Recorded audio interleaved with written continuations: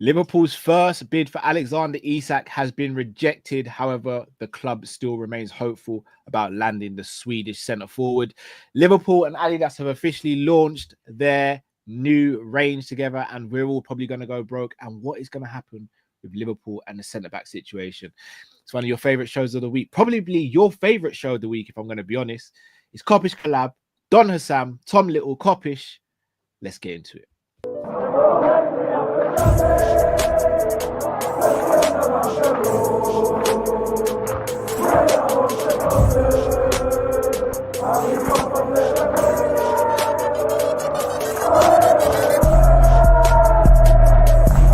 Shout out to Kopish. Shout out to Kop-Ish, guys. All the good work the up. Two legends, Emil Heskey, Howard Gill.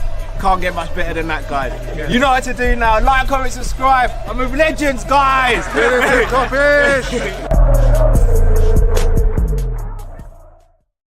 Yes, lovely people. Hope you're all well. Welcome back to Kopish Kollab Live with Don Hassam and Tom Little. You know what to do, guys. Make sure you subscribe to their channels. Links are in the title of this video, so there's no excuse whatsoever.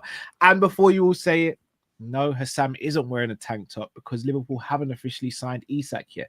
But the moment it happens, we'll be sure that Hassam will be streaming in a tank top, flexing his guns like he likes to do anyway. I actually think he took on this bet because he wanted to do it, but that's just my controversial take for today. One-sided bet going. And I'm still coming out on top, it looks like. Crazy. Are you really? What are you saying? Hassam's the winner in all of this, yeah? Hassam's the winner and we're the loser. We don't want to see him in a tank top. Very true. Tom, big up yourself, bro. How you doing today? I'm all good, mate. I'm all good. Still just waiting for the actual decent bit to go in and not the bit to just stir some shit. Boy, no comment. Man like Matt, how you doing? I'm good, bro. You see my t-shirt? I wore this t-shirt for a reason, you know. You know what the rest says. Yeah. I'm engaged. Yeah, we're engaged. You see the club right now. In fact, you know what? We'll get on to that. I'm engaged. The club's engaged. Everything's all good.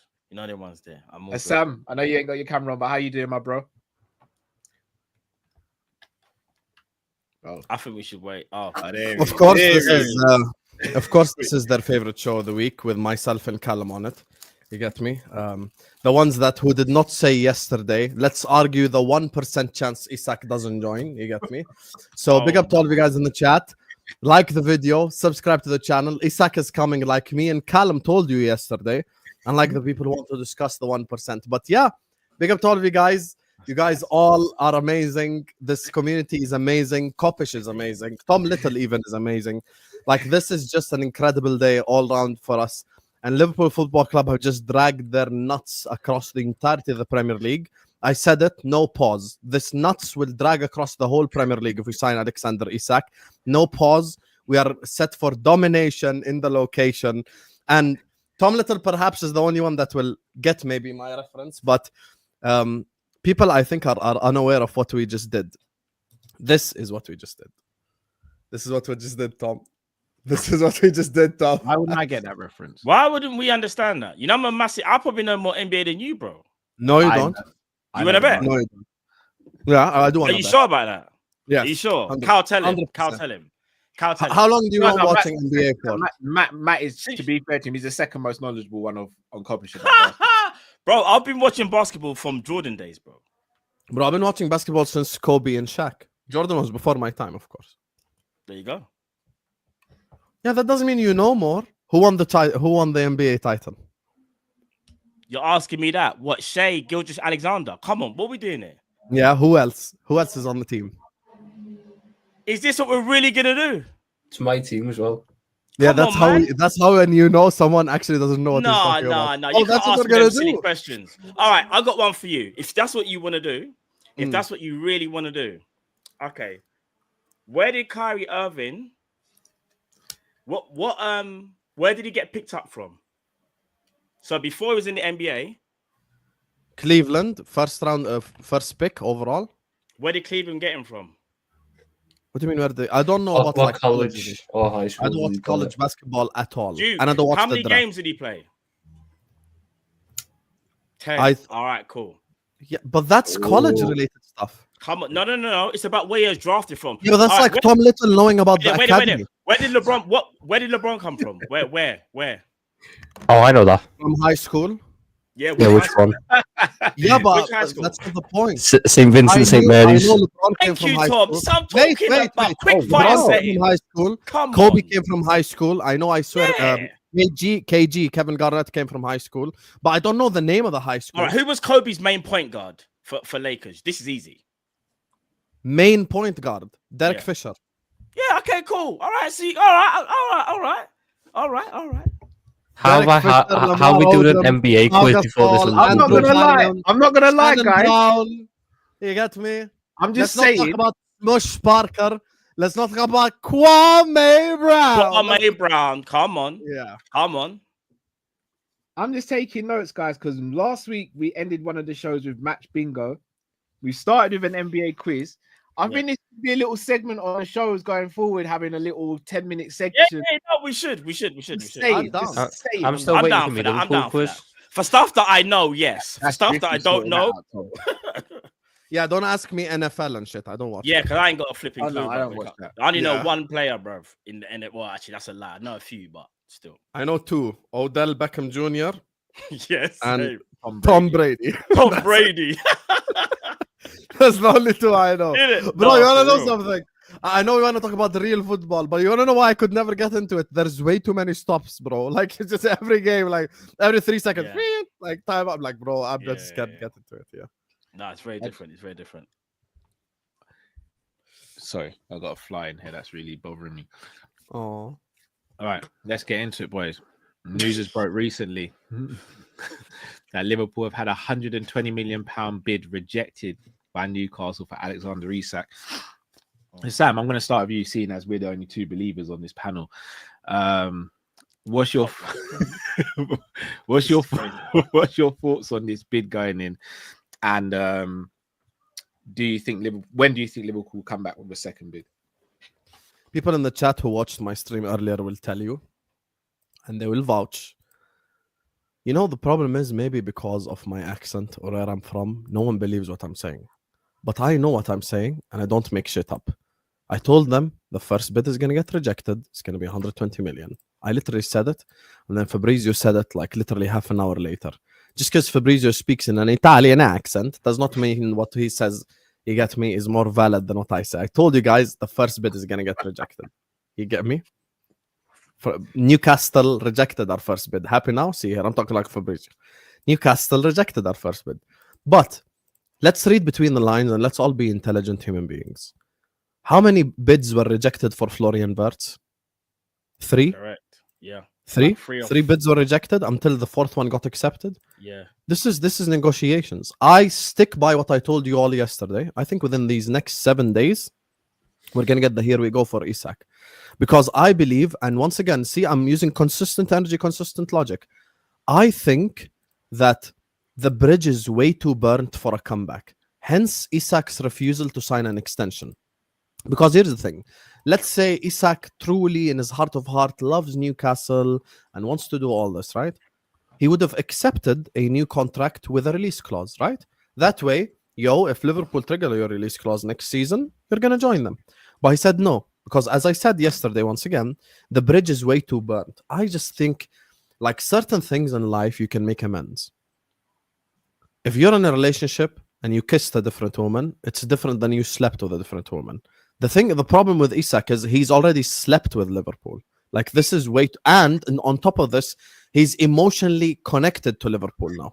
Like, I think his head is gone. I think his heart is gone. I think he's just completely 100% gone. So there is no comeback. Wow. That wasn't even me. I don't even know where you got that from, man. That wasn't me. That's the new producer, bro. What are we doing here? You know we got a new producer. Don't lie, Cal. Don't do that. Don't do that. This is racism. Bro. This is racism. Bear in mind, these lot are celebrating a new producer. Hassan, these lot are celebrating having a new producer, and yet the intro still hasn't been updated. We're still not the intro. Bro, the producer's working on it. Give us time, bro. Look, hey Tom, if you want a new intro, just speak to Drifty. He'll get it done within 2 days. Yeah. We'll Can we get this I off the would- screen, please? I would So we agree can with actually that. talk football. I would agree Yeah, with that. Callum. But I stand around Liverpool. Te- please. te- Callum, It's you're, genetic. Callum, you're a horrible director. I want you to know this. Like, as a director, you're really bad. Like, Jamie's a better director. Now, back to the topic. Jamie Jamie will just get crazy. Big up Jamie. Jamie, Yeah, Jamie will get you Stevens cancelled, was though. crazy. Jamie will get you cancelled. So anyway, back to the topic. As I was saying, I think within these next 7 days, we're gonna get the here we go, and we are gonna cook the fuck out of this league, mate.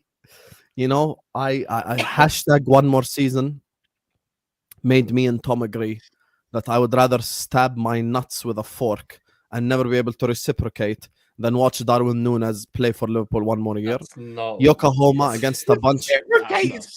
Bro, stabbing your nuts a with a word. fork. Yokohama against Yokohama, a bunch of Japanese electricians. Darwin Núñez missed a tap in again. People talk about one more season because of buzz cut. You cannot buzz cut trash. Take a trash can right now, buzz cut it. It's still a trash can. So that's the thing with the reality of the situation. Garbage is garbage. You cannot make garbage not stink. You can spray all the perfume you want in the world. It's still garbage. So yeah, buzz cut, don't change that. So now this is the biggest glow up in history. This is such a massive glow up. This is like Tom going from working with Vel and the Doldrums to working on Kop-Ish and Redman TV and Don Hussam. You get me? Like, this is such a massive glow up for him. This is literally what happened to us. Like, now we are cooking at some insane level, and I think he's going to be a Liverpool player. I genuinely believe within this week this is going to be done, by the way. Like, all this bullshit, like, okay, let's genuinely put jokes to the side. I think all this bullshit about this being a saga and it's going to take a while and he's not going to play away at Newcastle. I think within this week this gets done. By next Friday, inshallah, Isak is like confirmed a Liverpool player, in my opinion. Tom, do you agree with that? Do you think by next week it's done? And if so, what do you think we go up to satisfy Newcastle's situation here regarding the transfer fee? I don't know if it's done within the next week, but it's certainly done by the time the first game of the season happens. I'd ideally like it to be done next week so we can at least get one game before the season starts out of them, but I wouldn't be shocked if it drags on a little bit. But it's not going to be a case of Newcastle are going to drag it on until after the second game of the season. That won't be the case. And I think we'll end up being about 140, I reckon. 140. Including add-ons or with add-ons? Maybe like 135 with like 10 million add-ons. 140 with 5 million. It'll be about 145, I reckon. It'll be pretty close to the asking price.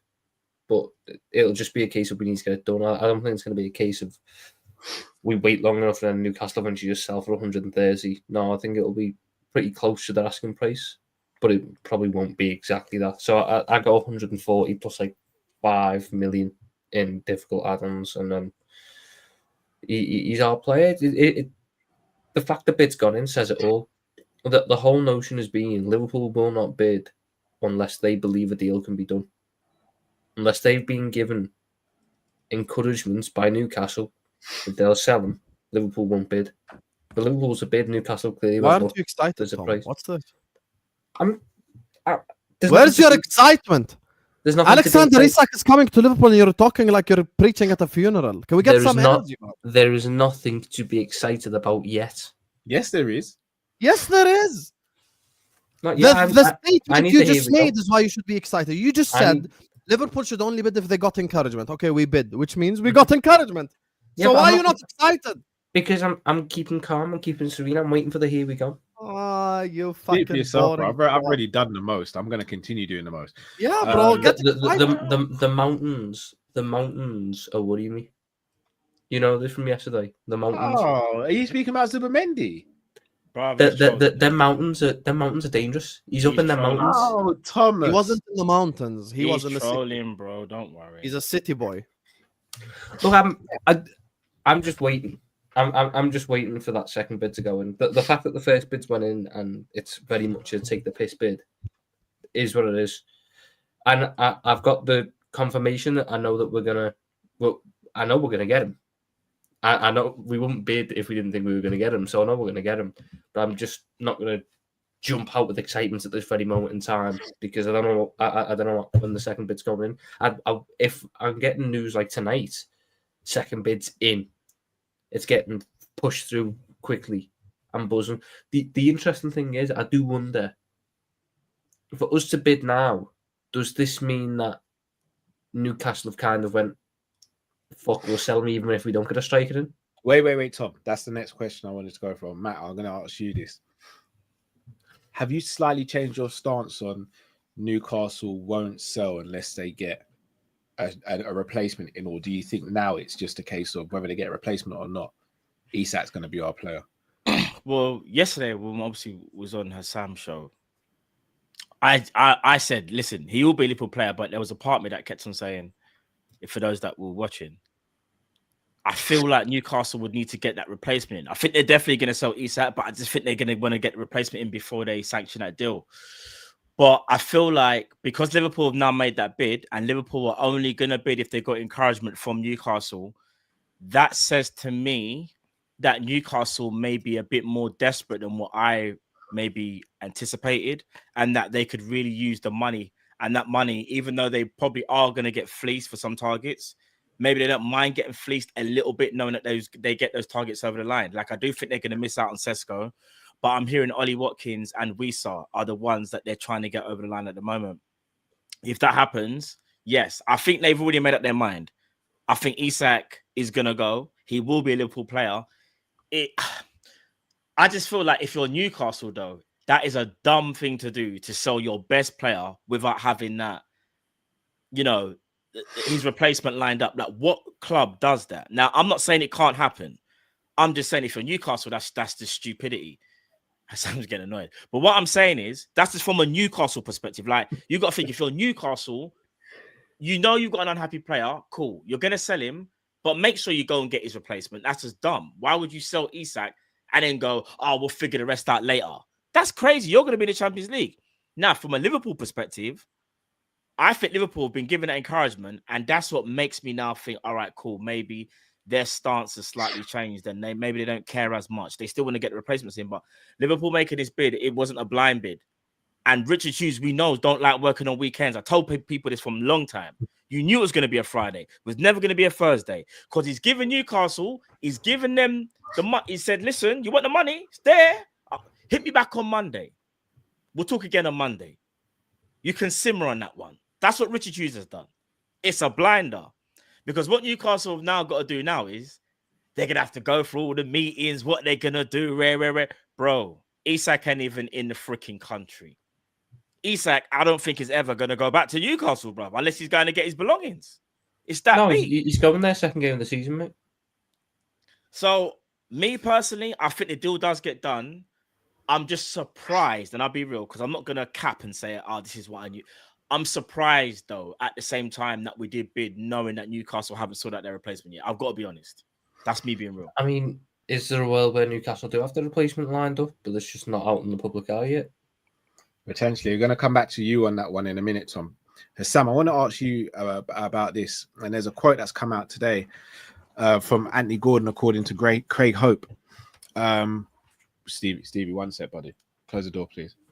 I had the transfer stuff this is from Anthony Gordon. I had the transfer stuff with PSR. I thought I was going to leave at some point in the window. It didn't happen. I had to get my head around that to begin with, and then get my head around it again when it didn't happen. It was hard. Pause. Also went on to say, I understand what Alex is going through. I feel for him. He is going through a lot. The club is going through a lot. I hope everyone gets what they want in the end. Mm-hmm. What's your thoughts on those? I hope everyone gets what they want in the end. That's crazy. Isak's desire is to join Liverpool. Isak has expressed his desire to not want to stay at Newcastle. Khalas, Isak going to be a Liverpool player, guys. I think this speculating, this Tom and Matt foolishness from yesterday is unnecessary. He's going to be a Liverpool player 7 days. Like I said, it is all going to get sorted. And also, with Matt saying, I don't give a fuck who Newcastle buy as a replacement. Fuck Newcastle. I don't care. Talking about we should be accountable for. If you want a replacement, we can help you with. I have offer for you from my friend Nunes and 120 million. You take, we accept, we move on. Let's go. Nunes and 120 million. I take that. If we offer Darwin Nunes to Newcastle, up the price of Isak because they feel disrespected. I want to ask. Just go yes. circle. One word answer before I come back to you, Sam. Would you be fine with Liverpool selling Nunes to another Premier League team? Yes. Okay. Yes, 100,000,000% Why would yes. hold on? None of us rate him, but now all of a sudden we'll be scared if he was to go to another Prem team. Not scared. That's very conflicting. But that's very conflicting. Oh no, No, I'm so scared that he's going to run what I mean? offside. Fuck, I'll handle him when he runs offside. You're moving like the Chelsea fans when they sold Havertz to Arsenal. Guess what? 3 years later, he's still ass. Now what? They don't regret anything. Even if he does slide, no, you're right. And bro, but this is what I'm saying. I asked the question yesterday, and so did Tom. We believe Isak will be a Liverpool player. All we asked the question was, do you think Newcastle will sell if they haven't got a replacement? As I'm And the saying answer this, to right? that is yes. Still, All right, even today. All right, cool. And as I'm saying that, Mark, what's his name? Mark McAdam. Yeah, he's just said What a Liverpool. source. Mark Liverpool are understood to be preparing a second offer for Isak. Newcastle do not want to sell. Important to point out, Newcastle will only sell Isak if they have a replacement signed up. Even if the offer is 150 million, it's subject to Newcastle finding replacements. This is not what I'm saying. I'm just saying someone else said what I said. This is Newcastle PR. They have to do this publicly. They have to do this. Me and you both know this. They have to do this because now this is the new. There are 3 angles here. There's Isak's angle, there's Liverpool's angle, and then there's Newcastle's angle. Newcastle's angle is the following. And by the way, I promise you're gonna hear this verbatim when this whole thing like transpires. Guys, we tried our best. We offered them a new contract. We were willing to put a release clause. We said that we want to buy a replacement before he's gone. We did everything that we can, but there's nothing that we can do because Liverpool want to buy the player and the player's handed in a transfer request. Blah, blah, blah, blah, blah, blah. So they're just trying to be protecting themselves, Matt. That's it. Because if you're a Newcastle supporter, you want to be looking at the journalists saying stuff like this, like, oh, we have a replacement ready, The truth is, for the last 2 months, Newcastle have operated like Burnley in the transfer window. That's just the truth. They've signed no one but Anthony Elanga. They qualified for the Champions League. Me and Tom specifically, more than you both, just because we do like a lot of stream with the rivals, like in terms of like volume of streams we do all heard this say, Newcastle could be something this season. Newcastle could shock us all. Oh, look, they've made Champions League football. They're going to spend. All they've bought is literally Anthony Elanga, and they got no sporting director. Amateur hour is happening at Newcastle right now. And they bought Ramsdale. They bought Ramsdale as well. And they bought Ramsdale. There you go, Sam, then. I'm not even necessarily... They've loaned Ramsdale. Also, as well, there's been some conflicting reports about how much the offer was. Apparently, it wasn't even 120. It was apparently the offer was in excess of 100 million, but not 120. And okay, can I tell you why Craig Hope is lying? That's another Newcastle journalist. Fabrizio is saying no, this wasn't Craig Hope. Fabrizio is agent driven. So Isak's agent would have told Fabrizio the price. 100%. Yeah, no. But again, this wasn't Craig Hope. This was, to be fair, and again, it is Sky Sport. This is Keith Dowie. I don't know who Keith Dowie is. I mean, again, Paul Joyce also said that it wasn't 120. This is what I'm saying. Paul Joyce as well. That's another one. So again, I'm not saying. But again, I'm not saying Liverpool know what they're doing. They said 120. We've gone in lower. We'll get to 120. We'll get to 130. I think personally the deal gets done with 130 base and add-ons of about between 5 to 10 mil. That's what I think gets the deal over the line. Newcastle won't get the full 150. However, we will have to pay more than 120, 130 to get Alexander Isak. You have to understand this. As much as we've bullied them, they still have the player. He's contracted to them. They're not obliged to sell him. But what they are now is they know that there's no way back. So they just have to sell. And they're going to try and extract the most money that they can from a business perspective. I don't think we bullied Newcastle. I'm not even taking the mic. This first bit was taking the piss a bit. Like no. Cal, I don't think we have bullied Newcastle. We said to them, we want Isak. Okay. They were like, okay, well, you're not having him. And then for him to go after Ekitike, we said, okay, if you're not going to give us Isak, then we're going to go for Ekitike to give ourselves a bit of a buffer, a bit of a cushion. But we still want Isak. Isak then turned around to Newcastle and said, I want to leave as well. But I don't think we've bullied Newcastle. All right, I'll put it like this then. All right, I'm listen to how this is. Apparently, Isak told them last year he wanted to leave. Reportedly, this is what's coming out. I don't even know if this is truth anymore. But apparently, he told them he wanted to leave towards the end of last year. Newcastle were aware. Liverpool, I think, interest started from then. All right, cool. And even going as far as back as the PSR thing with Anthony Gordon and him when they were offered potentially, right? All right, cool. You get to the end of the season. Newcastle have already said he's not for sale no matter what. There's already murmurings Liverpool might go in for him. Liverpool then finally make their approach. They make the approach. He's not for sale. 3 years left in contract. He's not for sale. All of it, and then it goes quiet. All of a sudden, Isak doesn't go to Newcastle's preseason games. He's now fled the country. I'm not saying we've done something bad, but what I am saying is we've definitely applied some serious pressure, bro. We haven't even made a bid that we know that's gonna get accepted. We haven't even spoken to the player. He's fled the country, but apparently Newcastle haven't been bullied. Come on, man. We can't do this whole like, we didn't do anything to them. We just want their player. Bro, two things can be right. No, wait. Two things can be right at the same time. We have applied so much pressure. We've got them on the ropes, Carl. They're doing rope-a-dope. We have to keep it real. Yeah, they are doing rope-a-dope. We can't sit there and act like we've done nothing wrong. Oh, we just wanted to play and we just put in one little... Bro, the player's not even training. No, but Matt, if they had got their target... We haven't told the player to not go to training. All right, I'm not saying we have, but we know how football works. We know how agents work. I'm not going to do too much, but we know how the game is. The reason why that's not our fault then. Let's not be naive, yeah, guys. the reason no, Matt, the reason Newcastle are in this position is because they keep on getting rejected by their targets. That's why they're in this situation, not because of us. No. I'm not talking about the backstory, the semantics of them not getting a striker. Because remember, they got no CEO, think that's the main thing. Director. It's not just the striker, man. I think it's the overarching thing. All right, cool. Isak, what I'm saying is Isak knew he wanted to leave, right? But they knew he wanted to leave as well. But he's got 3 years left. 3 years. Yeah. It's not like he's got 2 or 1. He's got 3 years, right? We've seen that gap and gone.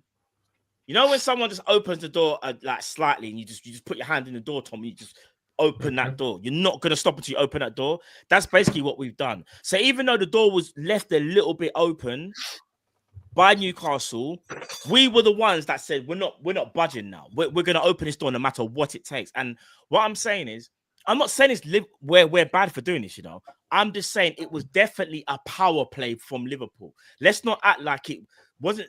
Oh no, there was definitely a power play with the Ekitike thing. At the end of the day, look, we gave them the opportunity to. We gave them the opportunity to get the striker in. I'm sure if we bought Isak, we wouldn't have bought Ekitike at that time. Imagine this though. You approach Newcastle, Isak's not for sale. Newcastle are like, we need to go and get Ekitike because we need another striker. We lost Callum Wilson, but we kind of all know Ekitike is probably going to be the replacement. However, Liverpool are like, oh no, what, he's not for sale. We're going for him then. We're taking him no matter what. And then we come back and we're going back for your main striker. Come on, guys. That's some bad man settings. No, I don't think it is. We've taken the replacement and we're about to take him. But it's not like we went. It's not like we went in with the.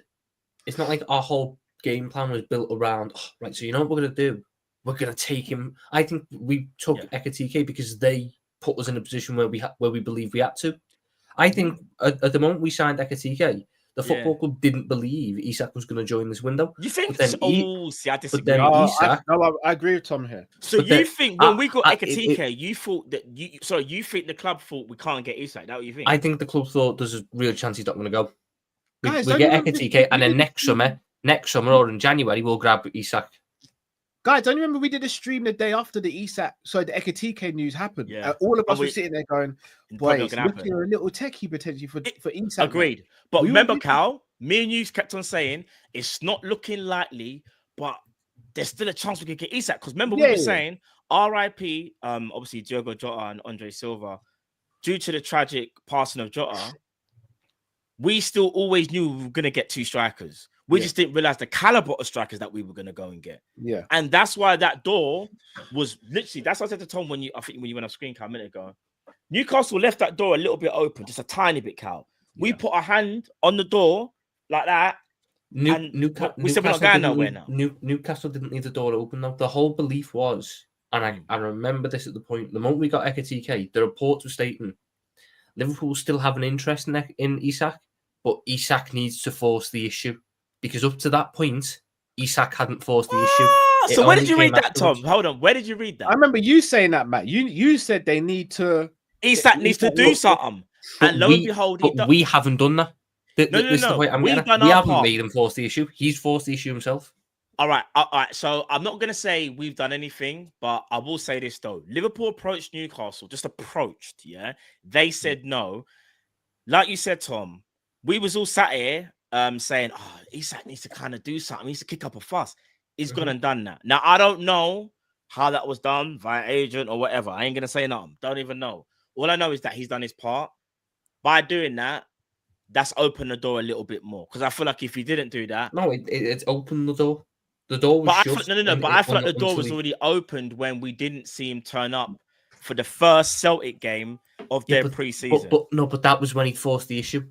That was the promises that we didn't know before. Well, yeah, we didn't get the full story at that point. But we didn't know the full story then. But now that we know the full story, that was when he forced the issue. Up to that point, the door was shut because if he hadn't forced the issue, Newcastle wouldn't have sold. The fact of the matter is, the way I see it, the only thing we've done, which is bullying, is this bid that we've put in. Because this bid that we've put in, Kop just tweeted Alexander Isak news coming here soon first. Will be another breakdown of installments like last night's. No, but to be fair to Dave, he was the first one that said the bid was going to, even though it might have been wrong. Indy Carly was the first one to say that, actually. Fair play. But Joyce, in his article about it, on this whole summer. Joyce in his article says that Liverpool's intention with this bid was to make life difficult for Newcastle. That's the first time we've done something like that. We haven't been disrespectful in any way up to this point, but now we're going, look, we're going to force your hand now. We're going to make it so it does be. We're going to do our part now to make it untenable. Isak's done his part. We're now going to do our part. But up to this point, I don't think we've done anything that's been sort of forcing the issue. Speaking of doing your part, guys, there's 1,600 people watching, and there's not even 500 likes yet. What? Have some shame. Close the live chat and hit the like button right now. We're talking about Isak, and you're all moving like Hoyland in the chat. Hit the like button. Moving like Nunes, bro. So, I'm sorry, Tom. On the back of that as well, guys. Let's get to 1,000 likes, but also in the title, links to Hassam's channel, add to Tom's channel. Let's subscribe, guys. We know what to do. Come on, you know the settings. Subscribe, lad. So I like I said, I genuinely think that the club at the moment they got Ekatike had the belief that we're gonna get Isak next summer. We'll get him next summer because he's not gonna force the issue now. Next summer they'll have got the guy in. We'll get him then for cheaper. But he's forced the issue now, and he's made it clear he wants to come to us. So we've now went, okay, we'll bring forward the plan for a year. I think the club's plan was always to get Isak. I remember coming on streams and going, we're treating him like Van Dijk, we're treating him like Alisson. And when players get treated like that by the people who sit upstairs at this football club, it means that they're gonna come eventually. I just think that Isak himself has went, look, I'm gonna do my bit. I want it to happen now. So he's now pushed the issue through himself, which has forced our hand a little bit. And we've went, okay, we'll match your ambition. So it'll get done. It's just I think up to this point we haven't done anything. We haven't bullied them up to this point. A lot of the bullying has been our fans' reaction and the way we've went, oh, look at what we've done. We've done this, we've done that. Ultimately, the whole Ekatike and Isak thing, the football club went, look, we'll go for target 1. We can't get target 1. We want target 2. Nothing sort of cynical there. It's just target 1 has now made himself available.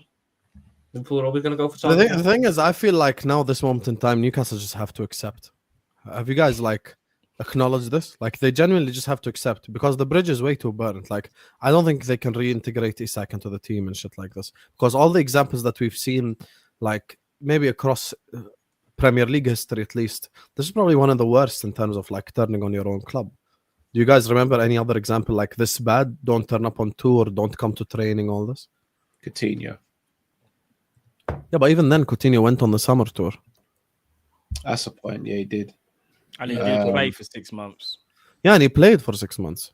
Even though he didn't happy, but he played football though, and he played football and he banged in goals, 7 goals. And he actually had 15. But he was going crazy. He was on his way to being player of the season that season, even with Salah's numbers. He was just that good that season. No, I hear you, but that's my point. Across footballing history, who's done stuff this bad? Not football history, sorry, Premier League. Berahino, maybe. He's the only one else I think of. Oh yeah, Berahino, Sadio Berahino, you know. What about Torres? Mascherano refused to play. Torres was never this bad.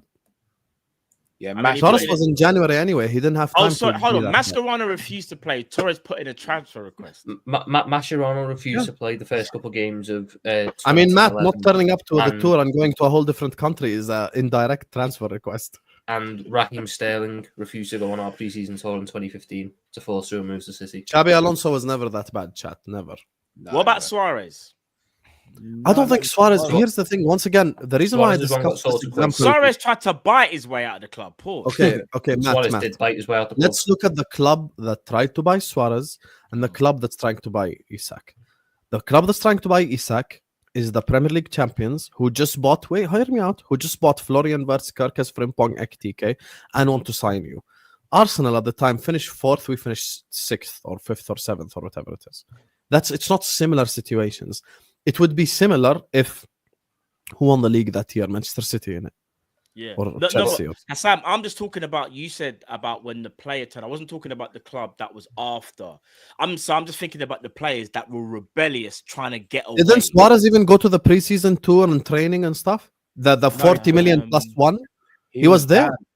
No, he was banned. No, Oh, he was already banned. Oh at yeah, that but he was time. banned from football, so that's different. Yeah, so I guess it's no, different. No, you're wrong. Yeah, that's you're wrong. Remember, this was the Ivanovic one, remember? The Ivanovic one, he wasn't banned from football. He was just banned from Premier League games. Was he?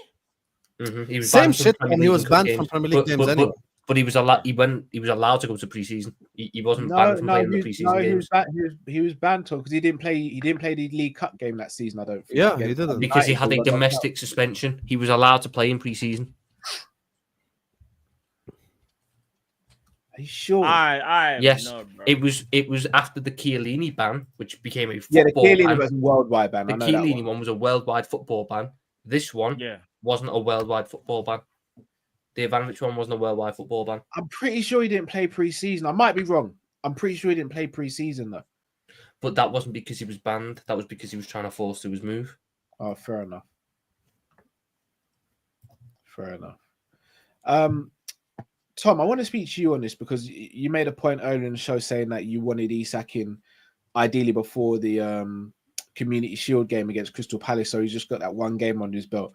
Mm-hmm. Sorry to interrupt, Carl, Yeah. just quickly. Just to ask you guys a quick question. Have you not seen that picture of Grav in the new kit where like it's a proper face up of him?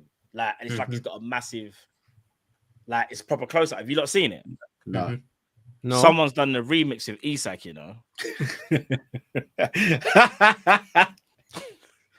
Bro, they got mad. I bet you before the end of the season, if I was to cut my hair, people would start saying I look like Isak because everyone's so racist. Now that I'm Nah, looking at you side by side. This is what I mean. Look, Callum, you don't have the streets like that. Sam, any black This person is with a high top, I get crazy, compared to. bro. He don't This even is- look similar to you. I know this is Sam. You don't have to tell me, bro, but I know what's gonna happen. Yeah, Tom, you were saying obviously you want Isak in before the Community Shield, so he's got one game. Is there a worry, or not for long term, but just for this season predominantly, that he's coming into the club, he's not going to be fit? How long is it going to take him to get up to speed? Is there a worry from you on that side, Tom, at all? Not necessarily. I mean, the worry was with Chiesa, but Chiesa's problem was he couldn't stay fit. That was why it took him so long, because he couldn't stay fit at all. Isak, I think it would take it. We've got Ekitike, who's a safety buffer in that sense. We've got a guy who is match sharp and ready to go, so you can ease Isak into it. And he's also been doing an element of training and an element of he did do the first week of pre-season before he decided to throw a straw. So it's not like he's not physically there. He just needs that match minutes, which will come. That's why I wouldn't be shocked if one of his first starts was in a League Cup game where he can get 60 minutes under his belt and just get that sharpness up, and then he's ready to go. Because it doesn't take that long for a player to get 100% match sharp, especially in the Premier League. It'd be like one start and 2 solo appearances with a guy like Isak. So I don't think it'd take too long with him. I'm not worried on that front. I'd like it to be done quicker. I know it's not going to be done in time for any of the actual preseason games because the last set of preseason games are on Monday. So that's not going to happen. But if I can get him in for the Community Shield, give him 30 minutes then I've got Bournemouth home game. I can give him, 60 minutes then. I reckon he's up to speed at that point. He's a good footballer. I think this up to speed hype is just bullshit. It's I think not he's going to be bullshit. ready. Nah, it's not. It's not. It No, is, I it's think not he's going to be bullshit. ready. I think he's going to be ready. I think there's how many fitness coaches to go on about sharpness, but Hassam says these are sharpness is bullshit. who kick a ball for a living, who know how to stay fit for the whole season. Isak It's not will about need about fitness, a week though, of training sessions. Hear me out. A week of training sessions, bring him home 30 minutes against Bournemouth. If we've signed him before the Community Shield, bring him on 20 minutes, 15 minutes against Palace, and that's it. Like, the guy will be ready to go. He's roaring. You know, then you can play him 45 minutes maybe away at Newcastle, shit like this. The reason why I disagree with that, Hassam, is even if you compare it to fighting, for example, fighters usually stay in decent shape all year round, but there's a reason why they go for a training camp when they have a fight, son. It's because you need that sharpness. You need that. You need to know your instincts, your reflexes are all going to be on point, because this game is a game of fine numbers and fine measures because you're playing at the highest level. I don't think he'll be rushing to start out, but I do agree with Tom. The fact that we've got Ekatike makes it easier for him to settle into the club, and I think Isak being there helps Ekatike as well. Yes. Isak takes the pressure off Ekatike. Ekatike gives Isak the chance to get fit. Right. Big up to everyone watching. Gonna pivot slightly to a different topic. If and when we get Isak wrapped up, Sam, I want to start with you, and then Matt, I'm going to come to you. How are you thinking, Hassam, regarding the centre-back situation, and if we go for one next, or do you think we may already have something under wraps?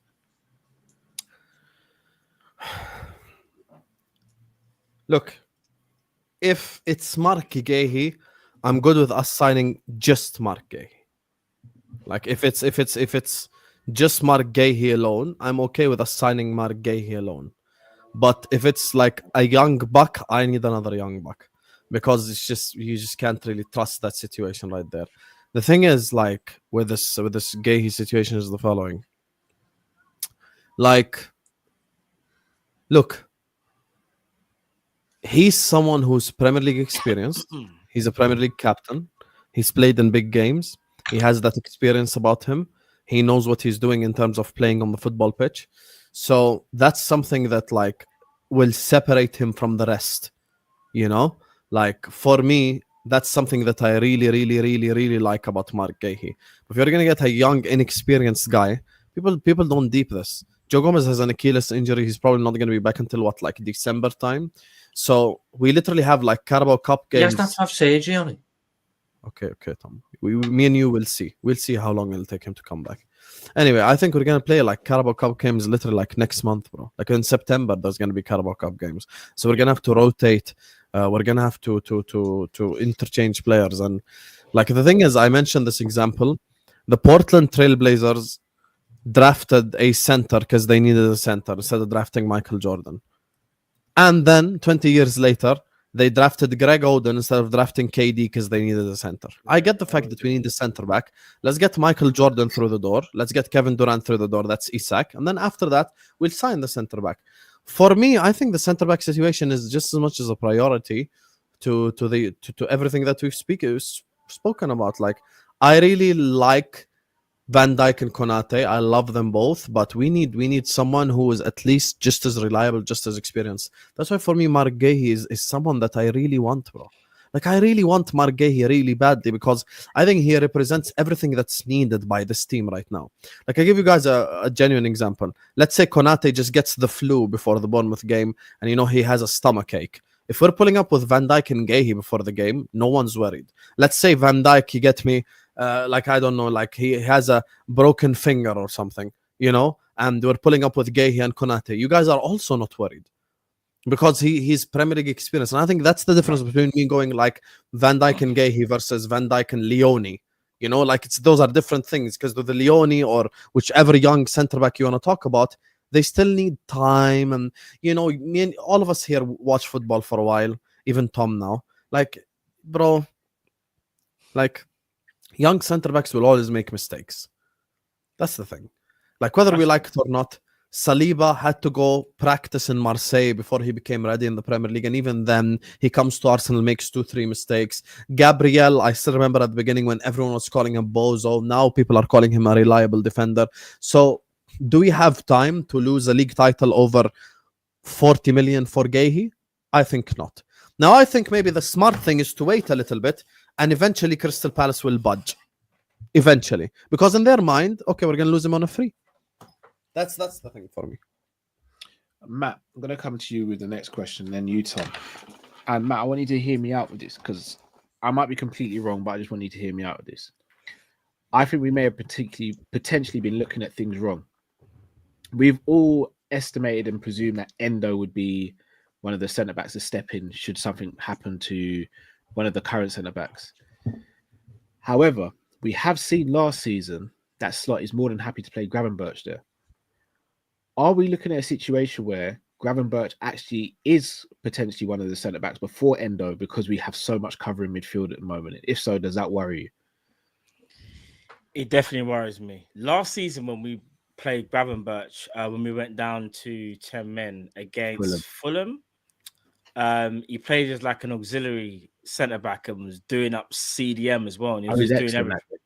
He was amazing.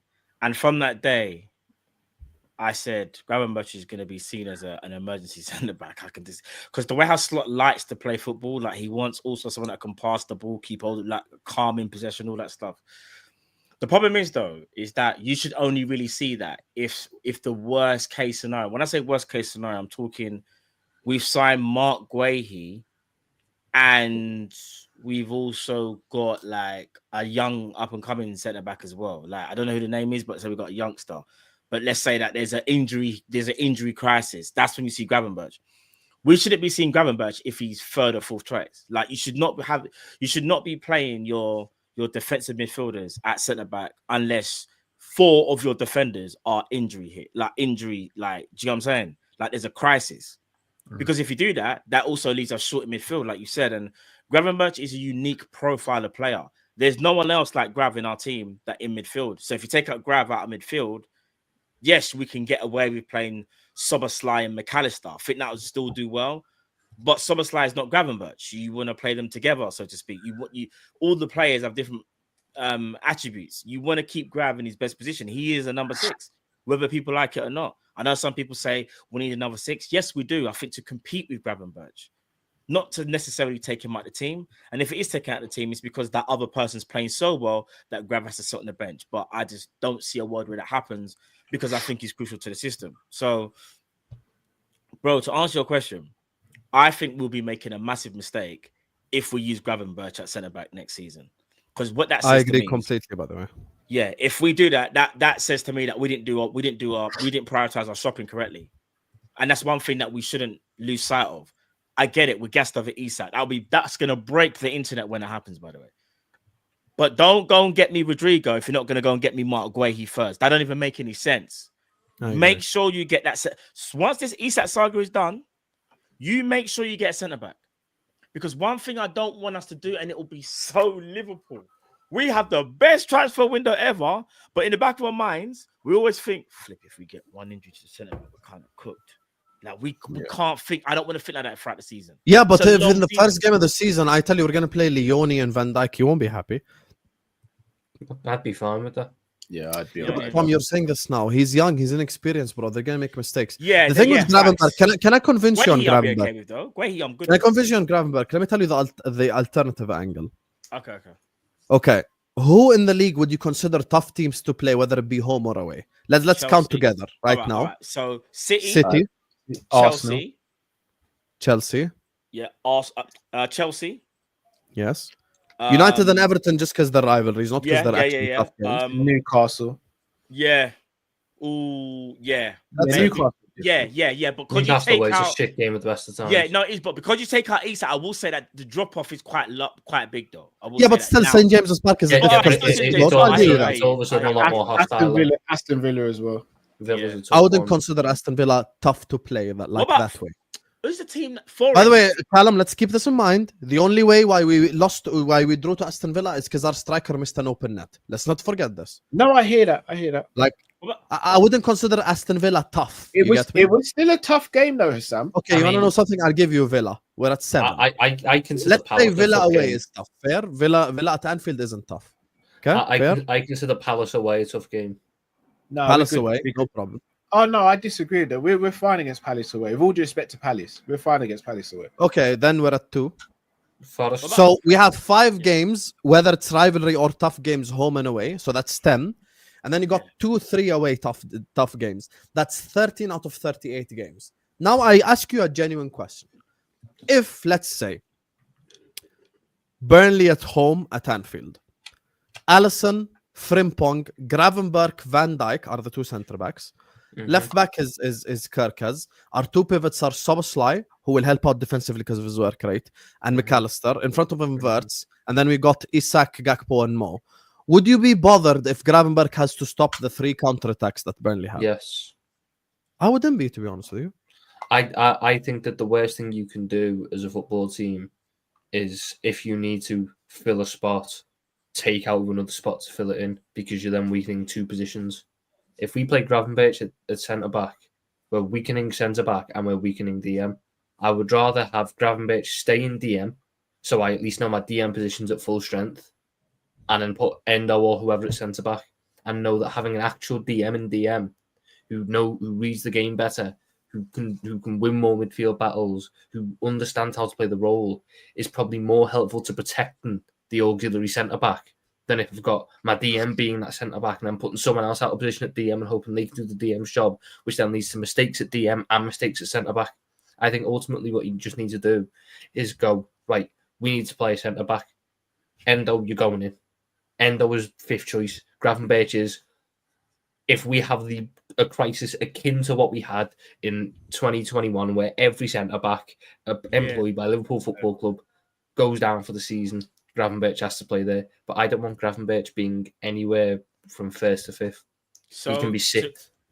So if I've got this correct, are we all in agreement? And Carl's gonna like this one. Are we all in agreement that we should sign 2 centre backs then? No. All right, so You don't think here's my thinking on that, Matt, that you asked the question. Mm.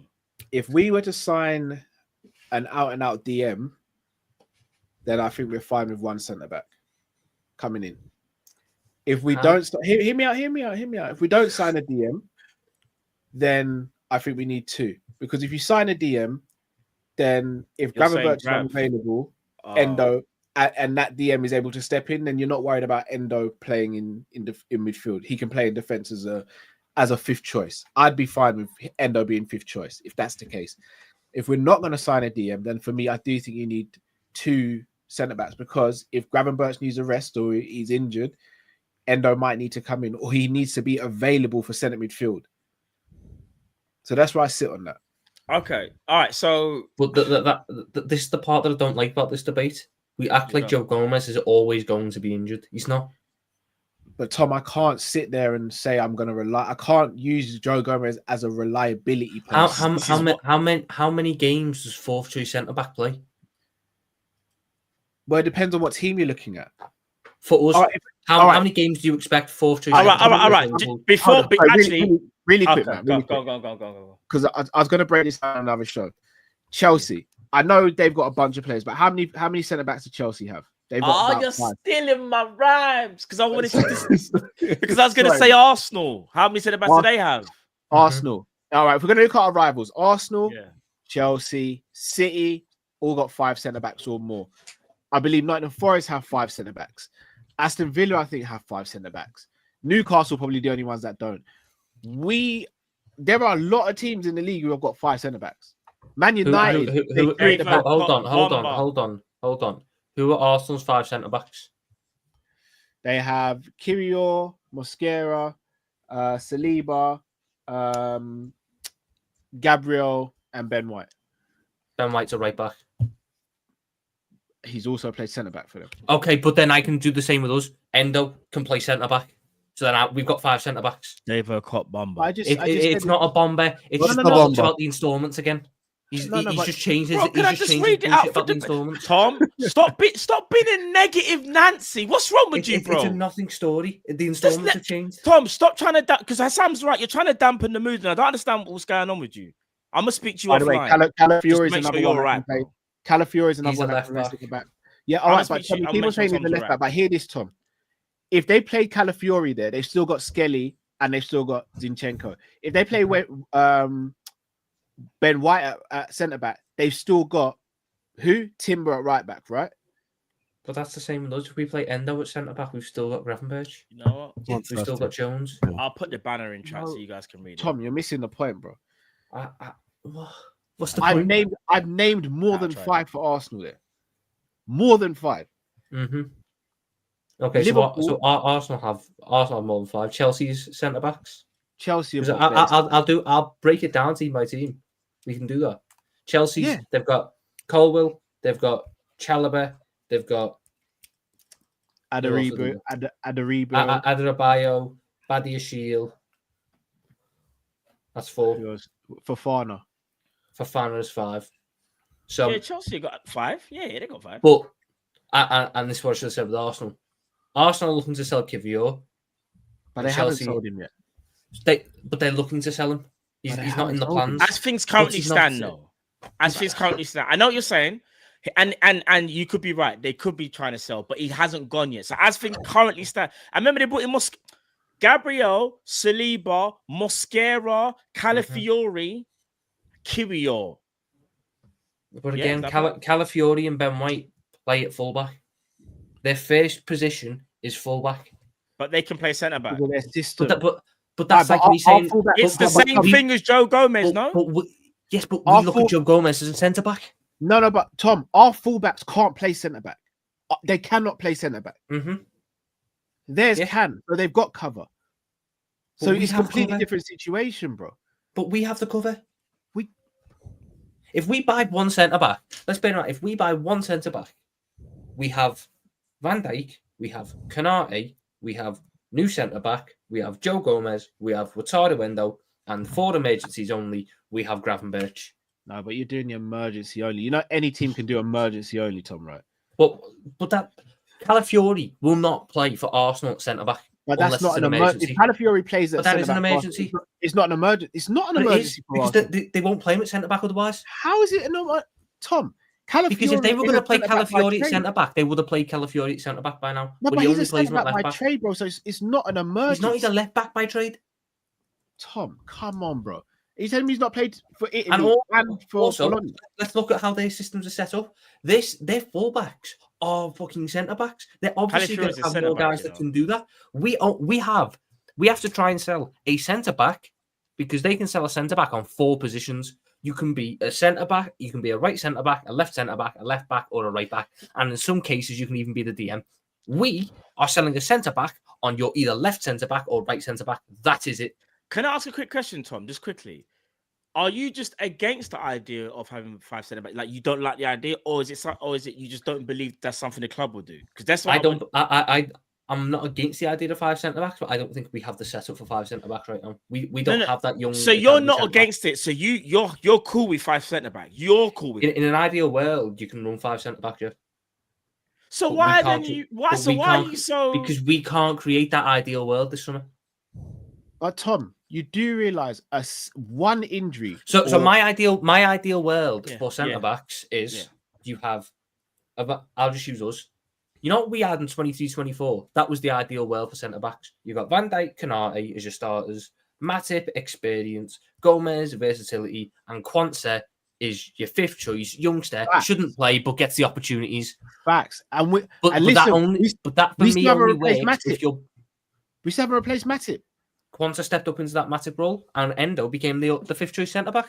and that's the issue, Tom. How was that So the what- issue? No, it is because Gomez and Konate aren't the most reliable. All right, I'll switch it then. Okay, so Wait. I think the team Hold on, problem it's here, the Libre and Gabriel. They're reliable injury wise, right? Right, we can all agree that. relatively so, yeah. Not in comparison to Konate and Joe Gomez. I mean, Saliba and Gabriel both had injuries at points. Yeah, so is Virgil, but we're not going to sit here and go Virgil's injury prone or anything. Okay. Gomez fine. and Konate, both brilliant on their day, but both injury prone, right? So for me, I look at Konate and Joe Gomez as one player because I can't guarantee they're going to give me over a certain amount of minutes. If they get over a certain amount of minutes, it's a bonus. In the same way, I looked at Matip and Gomez as one player because on their day, they're brilliant, but I can't guarantee they're going to get more than a certain amount of minutes. Therefore, if I'm looking at Virgil, Konate and Gomez is one player. We have no Kwanzaa anymore. So that's where we differ. I don't look at Konate and Gomez as just one player because that's not how I see it. Ultimately, for me as well, I think a big difference we have it. I'm quite all right with Wataru Endo playing centre back. Wataru Endo is a centre back. I don't know how many people know this. Wataru Endo's played more career games as a centre back than at DM. He was a centre back up until like 24. So he knows how to play the position. If I Do you really want to see Endo at centre back though? Real I've talk. got no problem with Endo at centre back. I've got no problem with Endo at centre because I'm not refreshing the shit out of this Twitter app, trying to find out like if there is like new news. because I'm not doing the same on my computer, bro. I'm not going to put Endo at centre back against City away. If I need to put Endo at centre back against Sunderland at home, I'm fine with that. I can trust Endo there. Yeah, but what if there's an injury crisis and what you just said happens? Like Virgil's the only senior centre back. Konate's out.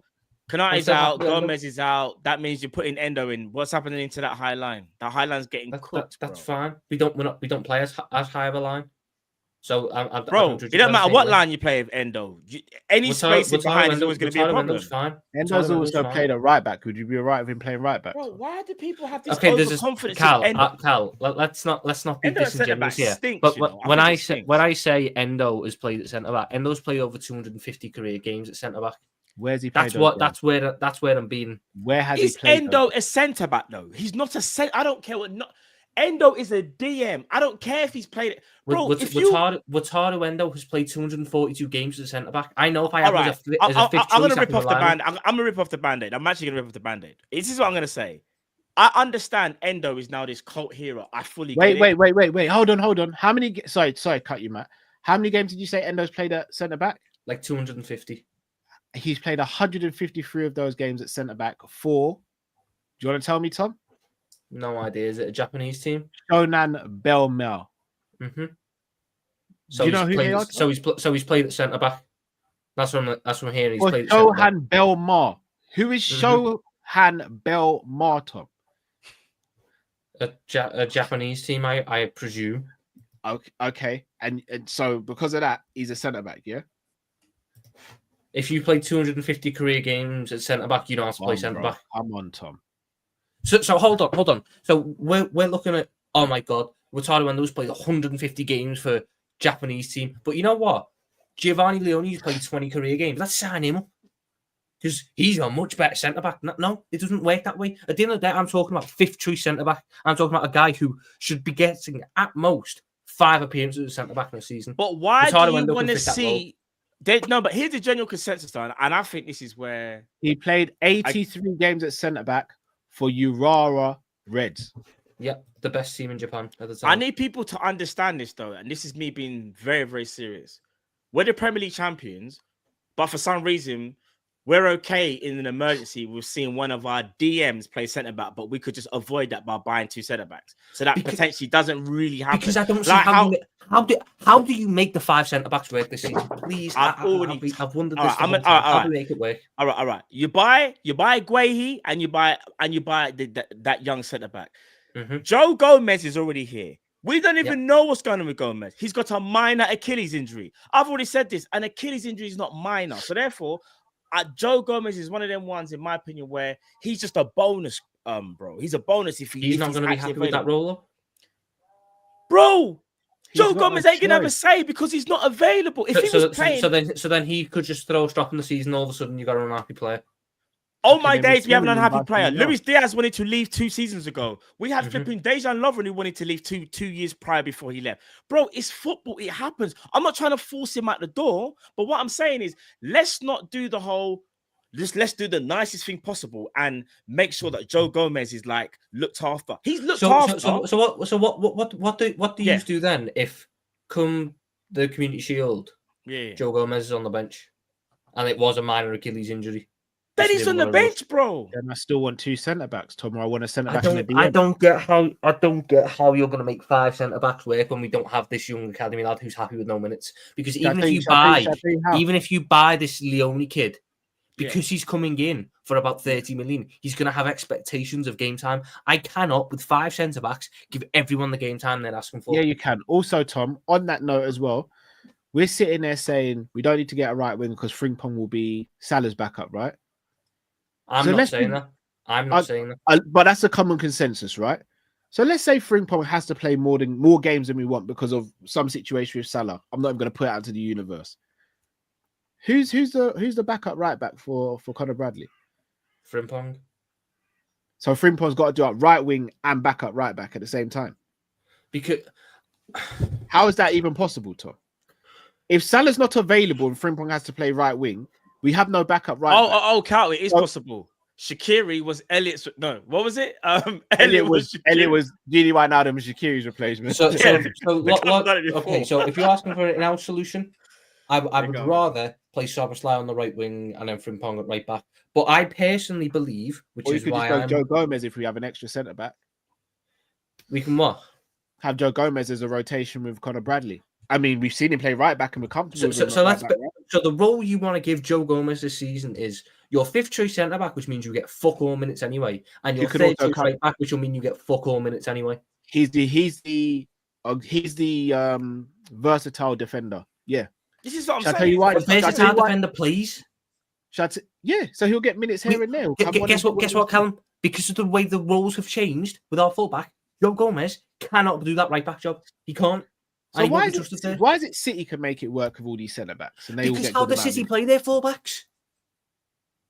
So you don't. How so do you City play their don't think. fullbacks? So you don't think a Kanji, Ake, and all these players will get minutes next season? It's just going to be Diaz and Gvardiol. Is that what you're saying?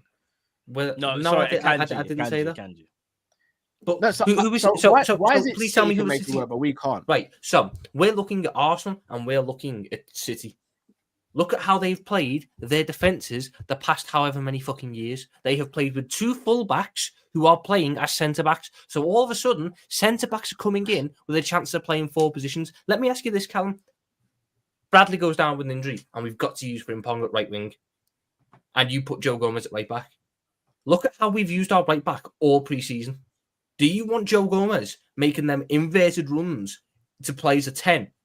In the way that Bradley has been, and in the way that Frimpong has been, and in the way that Szoboszlai has been, because that is Frimpong is- clearly what is very Whoa. important to the system. That right back position. So Do are we you sitting want there Joe Gomez saying, doing that? are we sitting there saying Slot can't adapt his tactics to the players who are playing?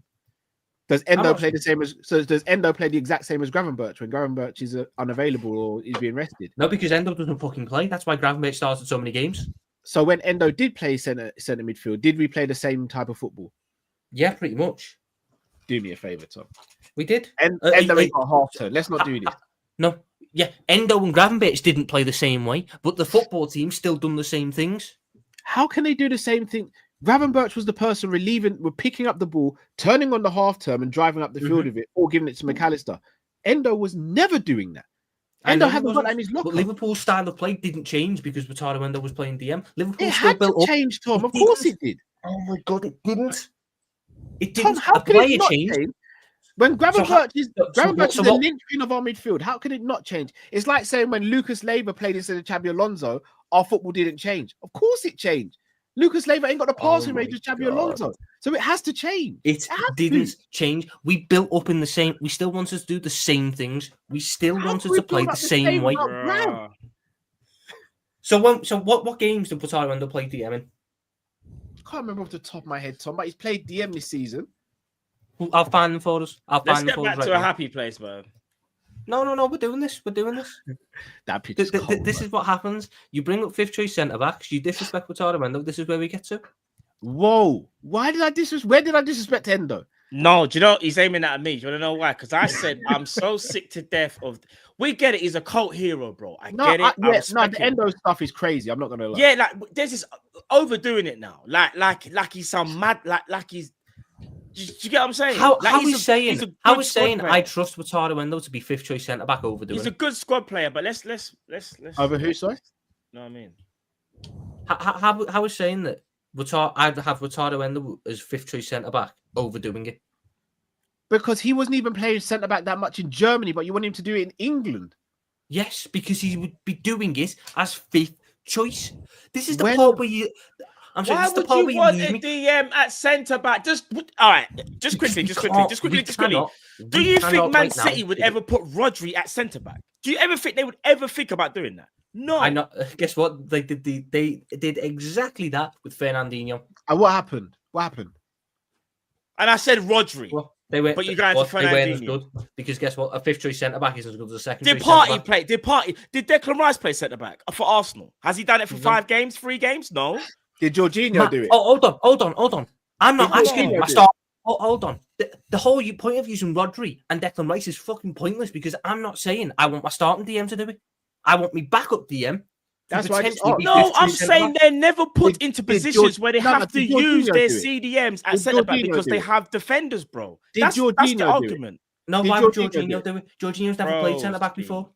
Broski. Jorginho's never played centre back before. He's a backup DM, so he can play the role, right? Because you're okay, so we're just going to be disingenuous now. Wataru Endo is a backup DM who has played over 200 career games as a centre back. That is someone who I can trust at DM and centre back. That's the part where you lose me. This is someone who I look at and go, look, if it comes down to it, as a 5th choice centre back, I'm happy with Wataru Endo to be that. Here's the thing that Tom is How not often getting. do you think a 5th choice centre back plays? A lot when you're Liverpool with Kanate and Joe Gomez. We saw Right. Endo at centre back last season when we had Kwanzaa. Mm-hmm. Did Do you we want to not? know how many minutes you saw Wataru Endo at I centre don't back? care for? about the minutes, Tom. I don't want to see him there at all, bro. Well, right, so why don't you want to see him there at all? Because I don't want to see Endo at centre back when he's meant to be Grav's backup. Grav fell off a cliff in January because the guy was running to the ground. What are we not getting here? Okay, so just running to the ground. okay, but that's a separate conversation because It's what the not. It's the It- same no, it thing. ain't. No, Callum, it is because guess what? Bruh.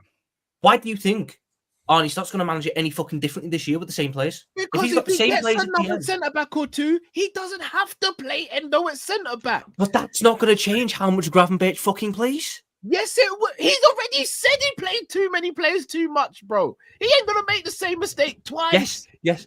So you think now he doesn't? We understand that he doesn't rate Wataru Endo at DM, but you now think that because we buy a centre back, he's going to rate Wataru Endo at DM and Stay play with there. us, He was Osama. not. Nice Play, talk, he nice was not talk. playing What the- he's- Wataru Endo. You don't. So you don't His think reason- Wataru his changed his reason- mind at all? Wataru's not changed his mind at all now. If So why Wataru has was he going been to change his sold? mind, he would Why have done it hasn't last he been year. sold then? Why hasn't he been sold? Because he doesn't want to go and he costs 10 mil and he's a useful squad player.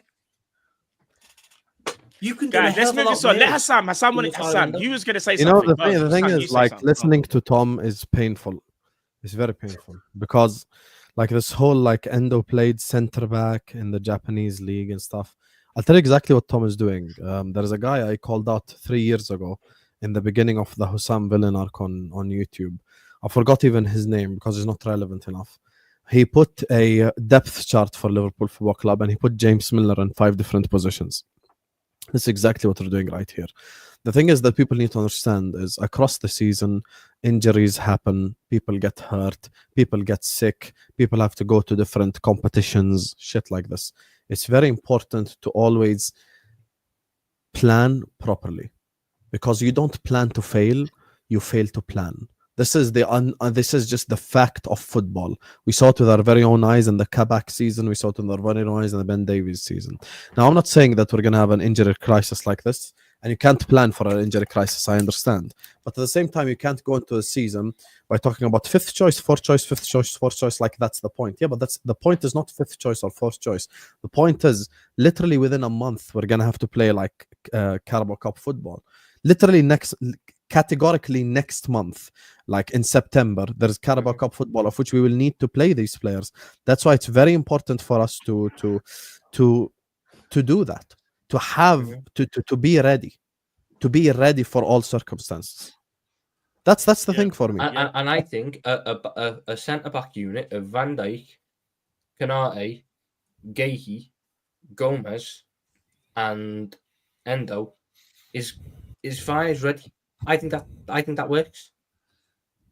Last thing I'm going to say, yeah, fair enough. If that's your opinion, because do you know what else? I'm going to be brutally honest here. Go on, go. If Ryan Gravenberch doesn't play DM, if Ryan Gravenberch can't play, let's say we've got Bournemouth away, Ryan Gravenberch is suspended. No, first game of the season, Ryan Gravenberch is suspended.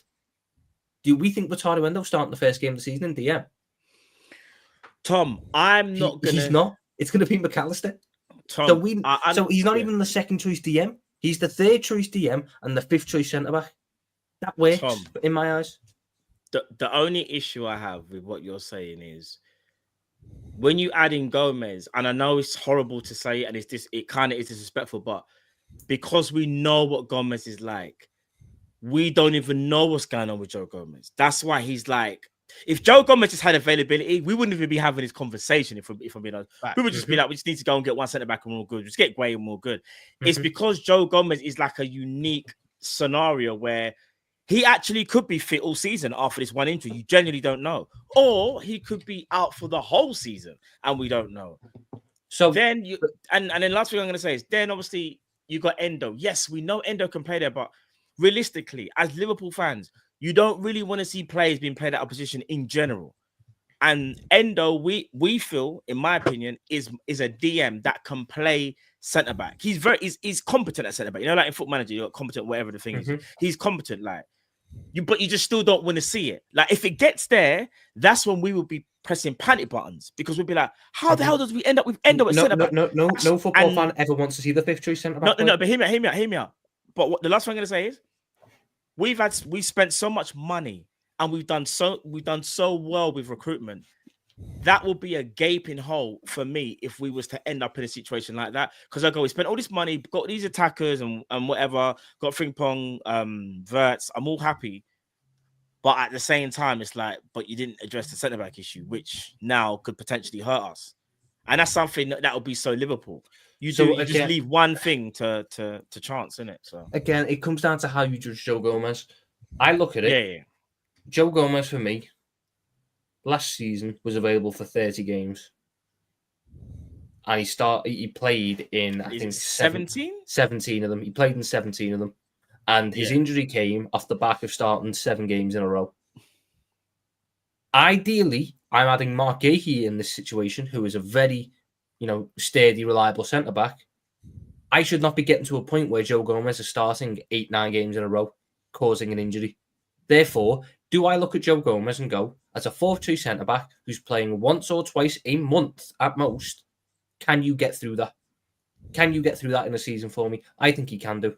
And then, next summer, that's when we've got to cut ties because we can't keep doing this. And that's when you bring in your young centre-back to replace him. But right here, right now, we need to keep Joe Gomez for a multitude of reasons, not namely registration purposes, because we've sold a lot of homegrown players anyway. We kind of need to keep some of them. Yeah, I'm not saying so. I also think he's reliable enough when he plays and has enough quality when he plays. Should I say is what I meant? When he plays, he's a very good centre back. I think you do a lot worse than a 4-3 centre back. So for me, I look at it going, if he's my 4-3 centre back who will play 10 games in a season in the cups. So he plays the first 3 rounds of the Cups, first 3 rounds of the Carabao, first 4 rounds of the FA Cup, couple of Champions League group stage games which are irrelevant, and maybe a couple of sub appearances in the Premier League to get him up to 10. Do I think he's fit for the whole season for that? Yes, I think he is.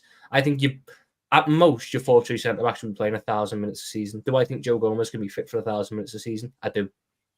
Therefore, I'm not in this moment going, right, we need to get 5 centre-backs in, because I think having 5 centre-backs is the same as having 3 strikers. It's very difficult to keep all of them happy. And if you make one of them unhappy, you run the risk of just having something overshadow your season. So I think for us, Wataru Endo was happy with his role. He's happy to be the backup DM, the backup centre-back. And when I say backup, I mean he's there for emergency, break glass, emergencies only, Wataru Endo, 5th choice. This is the part where I get what you've got to do. We've got to go worst case scenario. What if the 5th choice centre-back needs to play so many games and it's Wataru Endo? Oh my God. I look at it differently and go, my 5th choice centre-back will be playing 200 minutes at most. At most. I think Wataru Endo can play 200 minutes. Guys, sorry, I would like to apologize to you guys on the audience because I've been on my phone, but I'm trying to find out more and more news from the guy that told me we're going to bid 120 million. Okay. From the Liverpool type of perspective, they're very confident in this Isak thing because of everything that we spoke about. Like they're saying because like he's kicked up a fuss and blah blah blah. They're saying essentially what I'm saying, but in a more formal manner. You know, like because he essentially has just made it clear he wants to leave. He made it clear he wants to go. Like I believe this will actually get done sooner than what we think. I'll be honest with you guys. I think the next one probably going to be 130 and then add-ons. Maybe the third one will get accepted. Maybe 135 and add-ons, shit like this. So yeah, I'll. Mike, how about you check your DMs, mate, instead of waffling in this chat like the bullshitter you are. And anyway, as I was saying, so yeah, I'm very confident in this Isak thing. Hopefully this gets sorted this week. I think Newcastle will, if Sesko joins Man United, I think Newcastle will pivot to Watkins and Wissa. I think they'll eventually pay the 40 that Brentford want. So sorry, that was what I was trying to figure that out. But I was multitasking. I was listening to Tom's bullshit. The truth of the matter is, look, here's the thing that people need to understand. Versatility is very important in football. It was beautiful when the likes of Milner could cover left back, right back, and blah blah blah. It was amazing. No one can deny this, of course. Like, by the way, people don't forget this. Joe Gomez played with James Milner, centre back, right back, locked up Erling Haaland. We won the game 1-0. So yes, versatile players can have a game every now and then, Tom. Like, of course, Endo can come in for a period of 2 games. I'll tell you, can I give you the most prime example? The biggest prime example is Conor Bradley. Conor Bradley came on in a very tough time for us. Played unbelievable against Manchester City. Played unbelievable against Real Madrid. Those 2 games, he was unbelievable. Then came the Newcastle away game. He was kind of found out a little bit until Trent came on because we couldn't play out from the press. Bradley didn't play that game. Bradley didn't play Newcastle away. What you're saying, Tom? Can I? Bradley didn't play that game. Can I talk? Can I talk? No, because you didn't play that game. Sorry, I take it back. Sorry, Kwanzaa, I take it back. My bad. Kwanzaa played that game because players who aren't as good as the starter will always get found out in some way, shape, or form.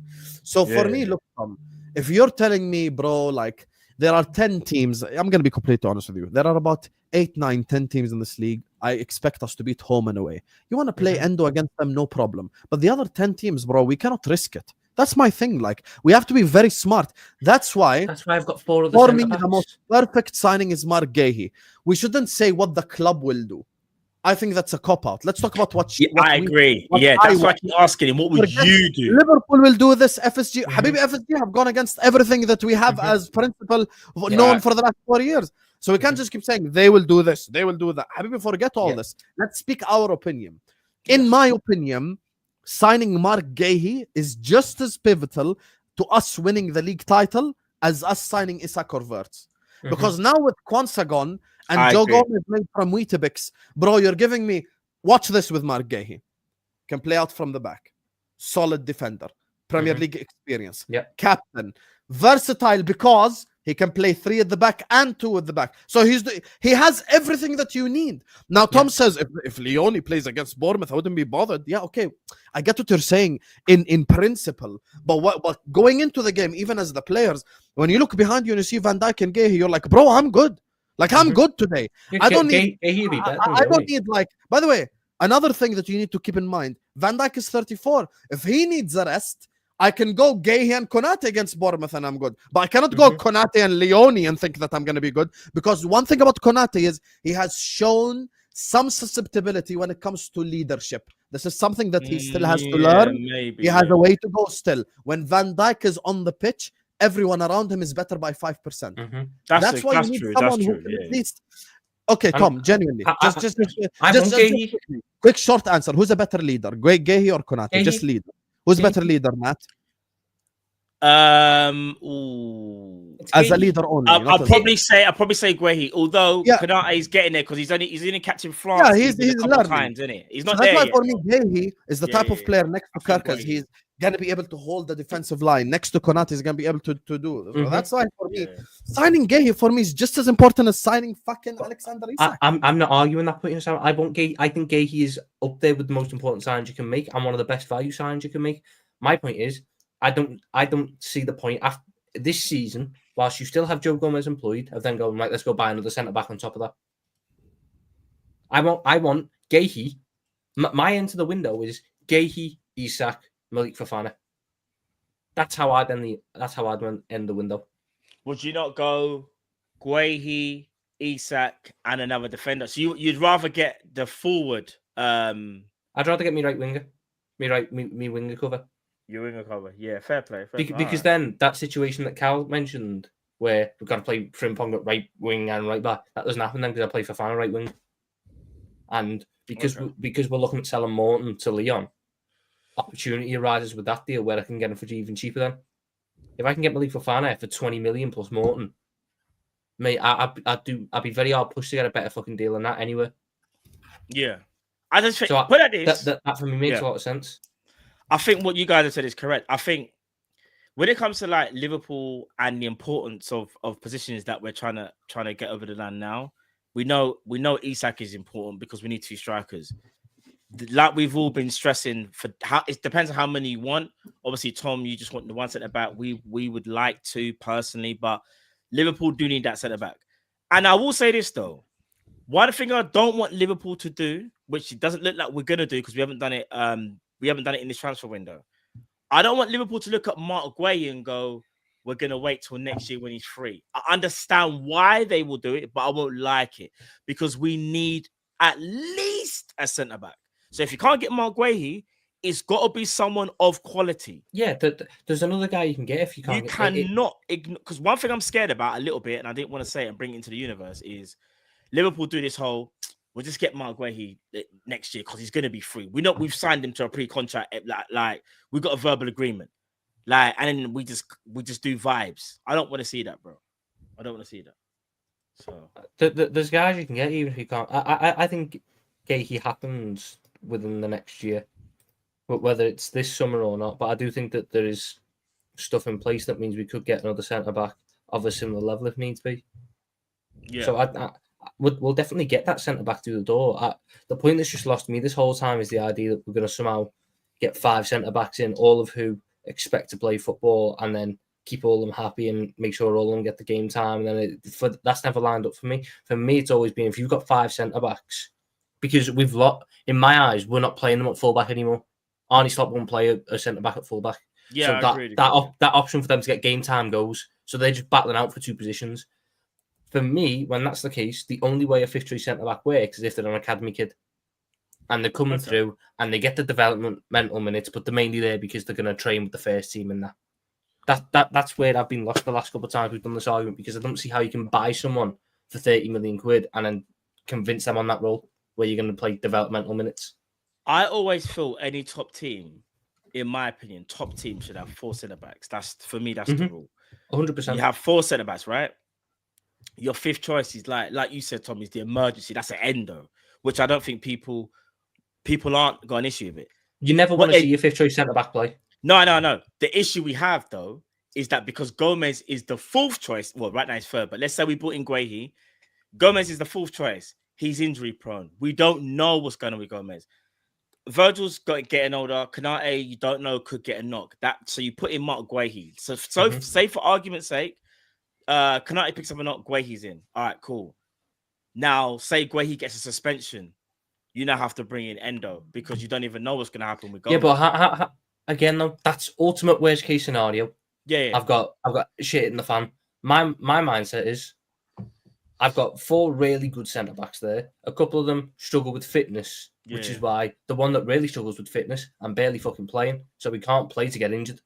Now, of course, there's the worry that he can pick up a training injury, but training injuries typically aren't as long as playing injuries. So if he's picking up the little knock in training, I can manage that. That for me is why, and this is not me saying that. Tom doesn't get the point. Tom, on paper, can I say something? And I know I speak for Matt as well. Tom, on paper, you're right. But it's not about on paper, because football is not on paper. It's about the situations that arise when you're watching football games. Tom, injuries happen. Shit like this happen. Okay? Me and you agree on Guehi. Perfect. Fine. Now, the reason why you can't agree on Guehi and then disagree on the other side is because you cannot speak the same way about Guehi and Leone or the guy that his name starts with O or some random centre back. I'll take it a step further. I'd rather sign a Premier League experienced centre back that's not as good, that doesn't have as good a ceiling as Leone, but that experience means something, Tom. Like, I would rather go to like a Brighton or a Brent. Like, I'd rather people will think I'm going absolutely crazy or whatever it is. No problem. I'd rather someone sign someone like in the ilk of like a Brentford centre back or a Brighton centre back or a Villa centre back who might not be as good ceiling wise in terms of Leone, because Tom, we have to win short term, Habibi. We have to win short term. Yeah. This is the thing. We can't this season. By the way, our forward line, Ferrari. Our midfield, Ferrari. Our goalkeeper, Bugatti. Our defenders, mashallah, bicycle. Every time we get counter-attack, we're getting screwed. We cannot do this, Tom. But that's not what it's going to be. Gahey, we agree. I don't want a fifth with Gahey. I'm in agreement with you. But the others, it doesn't apply, bro. So the difference is, Sam, my plan would be you get Gahey this window. Next summer, you sell Gomez, and that's when you bring in whichever youngster you want, whether it's Leone, whether it's Kollab, whoever it is. That's I when understand you bring why, the but you're running a risk though. Because Very like Sam said, in football, everything's a risk though, isn't it? I understand, but again, you know, when you're just trying to, Because you're trying to be as calculated. You're trying to be as calculated. What do we and do? understand. Genuinely though, Matt, what do we do this season if Isak gets injured? Because we only have one striker then.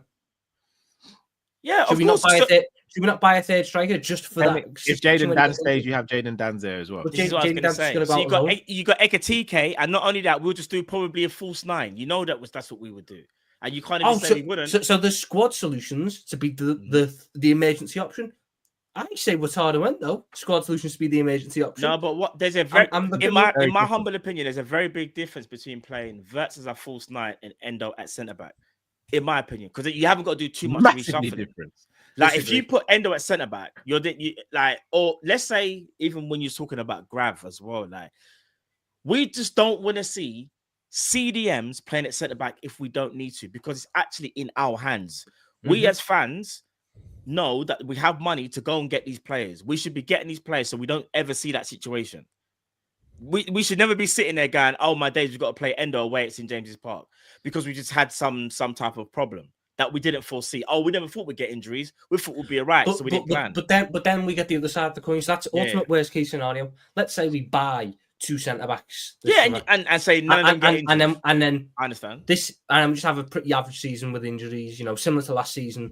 Canati didn't really get injured, and the fifth choice centre back has played 0 minutes because the third and fourth have been available when they've been needed.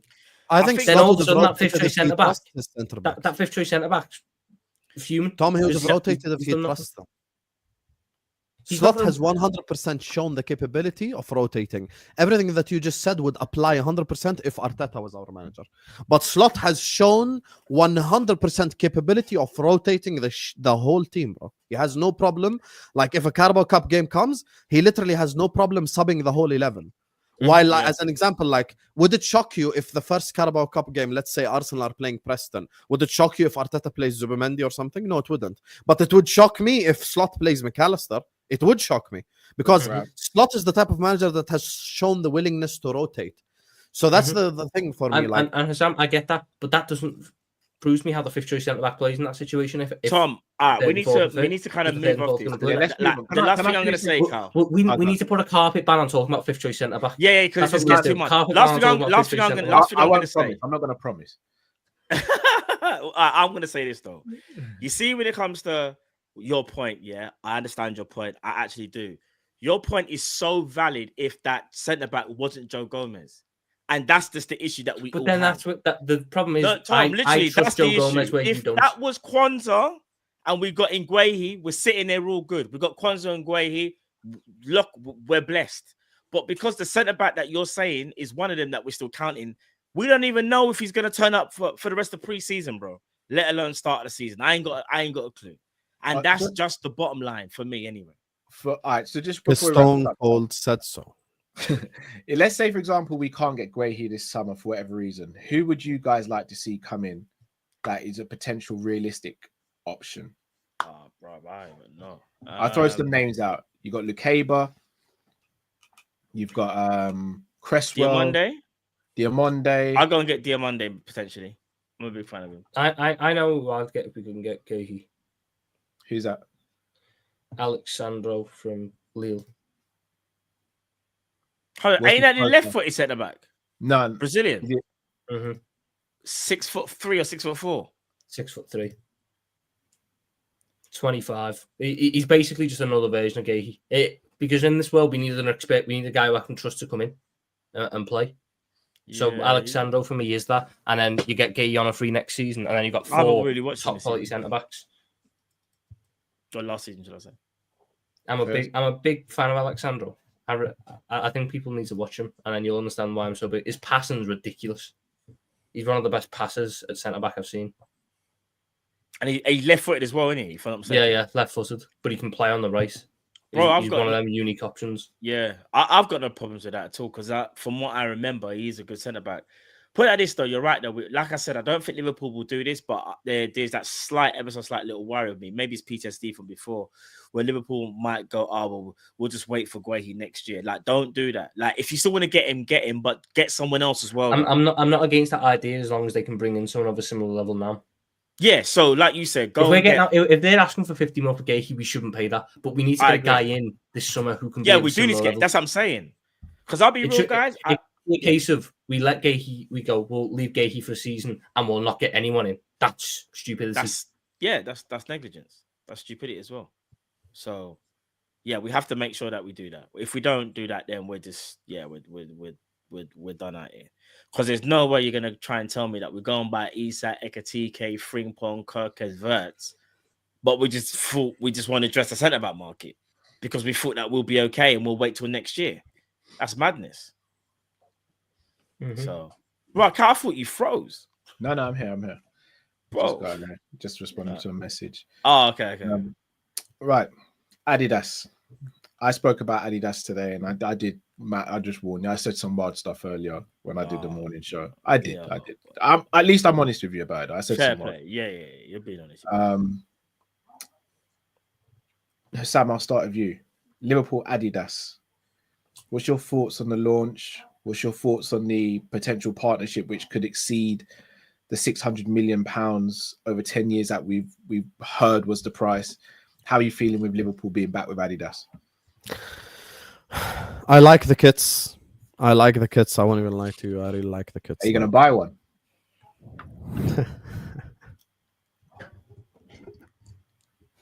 You know he is. Yeah, he's FSG and he just doesn't want to say it. He just doesn't want to. You know he's buying the kit. I know Tom's already got his kits from yesterday. I know what Tom's like. I know Tom's got his kits already. You got your kit ready, Tom? No, not yet. Oh, okay. I'm waiting for the third kit. Oh, okay, yeah, fair play. I'll be honest. Have you looked? I basically said today that I'm obviously going to get all the kits, short sleeve and long sleeve. You still working with that Trent money, eh? Christ, how much are you spending? 6 kits, bro. Yeah, I did go a step further, saying I'm going to get the Adidas Liverpool tie as well. And when me and the missus having an Arsenal night, that's all I'm going to wear. So, right, are you Cal or are you Jamie? Has Jamie like possessed you for like 5 minutes here to just say some wild shit? That is crazy. I said when we sign Isak, I'm going to wear the robe, the tie, and sunglasses. That's it, bro. I feel like you should make this content for Patreon or something and put it on your channel. What you're saying right now, bro, needs to. Yeah, you're going mad. Have you seen the Adidas and Liverpool tie that Kenny was wearing? I see it. I also said I'm going to wear that to all events, whether it be christenings, weddings, funerals. Man's going grocery shopping. Man's got the tie on for no reason. Okay, here's the thing. I did say on my earlier on video, based on this summer, FSG do deserve my money, so I will be buying the new kit. Hassan, just quickly. Wait. 2015. Hassan, are you FSG in now? By the way, No.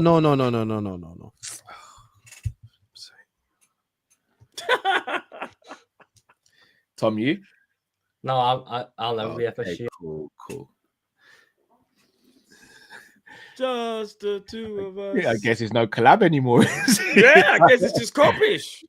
You know them ones. What more do they have to do to prove to you guys? Come on, man. No, but mine's never been about transfers. Did you just call me a terrorist? What? Is that why you removed me? You think I'm a terrorist? You use the full rep as well, please. This guy just messaged in the private chat, I need to go eat sand. That's what he just said in the private chat. He said something about a camel as well. No, Yeah, he called me a you're camel riding mad. Arab right here. Nah, He Hassan. called me a you're- camel riding Arab because of it. You remove me because I have a difference of opinion. Kim Jong Sanderson, sit your ass down. One summer Hold we've on. spent money. This and you is want me fresh. to- You remove everyone from your streams, bro. That's such a lie. I've never removed anyone. You're the You've biggest removed me lying many hypocrite times, on the bro. planet. You've I've removed me never many removed times. anyone ever. You've never removed me and Tom. I've never removed you. You are lying. You've removed me before. Nah, The this only thing one you getting probably out haven't of hand. removed is Matt. What? He probably. I don't think he's removed. I you. can't see anything. I don't know what you be talking about, bro. What? I can't hear or see, blood. I don't know what you're talking about. The thing is with me, Look, I've Matt never been Maine says FSG you out to do removed the Tom last transfers. show, bro. You removed Tom last show. I don't even know how I even got here, bro. I just spawned here. Bruh. Guys, I'm not gonna be FSG in I'm not gonna be FSG because of one summer. What about 2 summers? No, also. 3? Do you know how I know Hassam is really struggling not to No, I'm be not struggling FSG? at all. I'm just trying to find more news. I told you I am on my phone. No, I'm no. not- I know. I'm I not. know. Here's the thing. But people when need to understand. Isak, no, but just quickly, Hassan, when Isak signs, you're gonna go crazy and you're gonna say some wild stuff, and I will be. No, there. no, I will not. Yes, No. bruv, I know you. Make Yes, no you mistake, are, I will not. I will not. I promise you, I will not. I'm not Okay, gonna okay. utter the Fair words enough. FSG and in the same sentence. It's just not gonna happen. Tell you why. I feel like people who ask for apologies and want me to change my opinion are the same people who wanted me to apologize when Newcastle scored. When Nunes scored the 2 goals away at Newcastle. Same exact reaction. Like apologize to Darwin, apologize to Darwin, apologize to Darwin. Oh, My thing is one amazing window doesn't undo the last 4 years of bullshit. Which is why I sit here and I say what I say. So for me, I've always said, by the way, the FSG outers are actually a lot more balanced than the FSG inners. And I'll tell you why. Because the FSG outers, like myself, have always said we have the capability to completely like change our opinion and actually become FSG in. Look, that's There's a possibility of it. There's a possibility. Callum, can you stop interrupting me, please? That's so rude to your guests. So rude.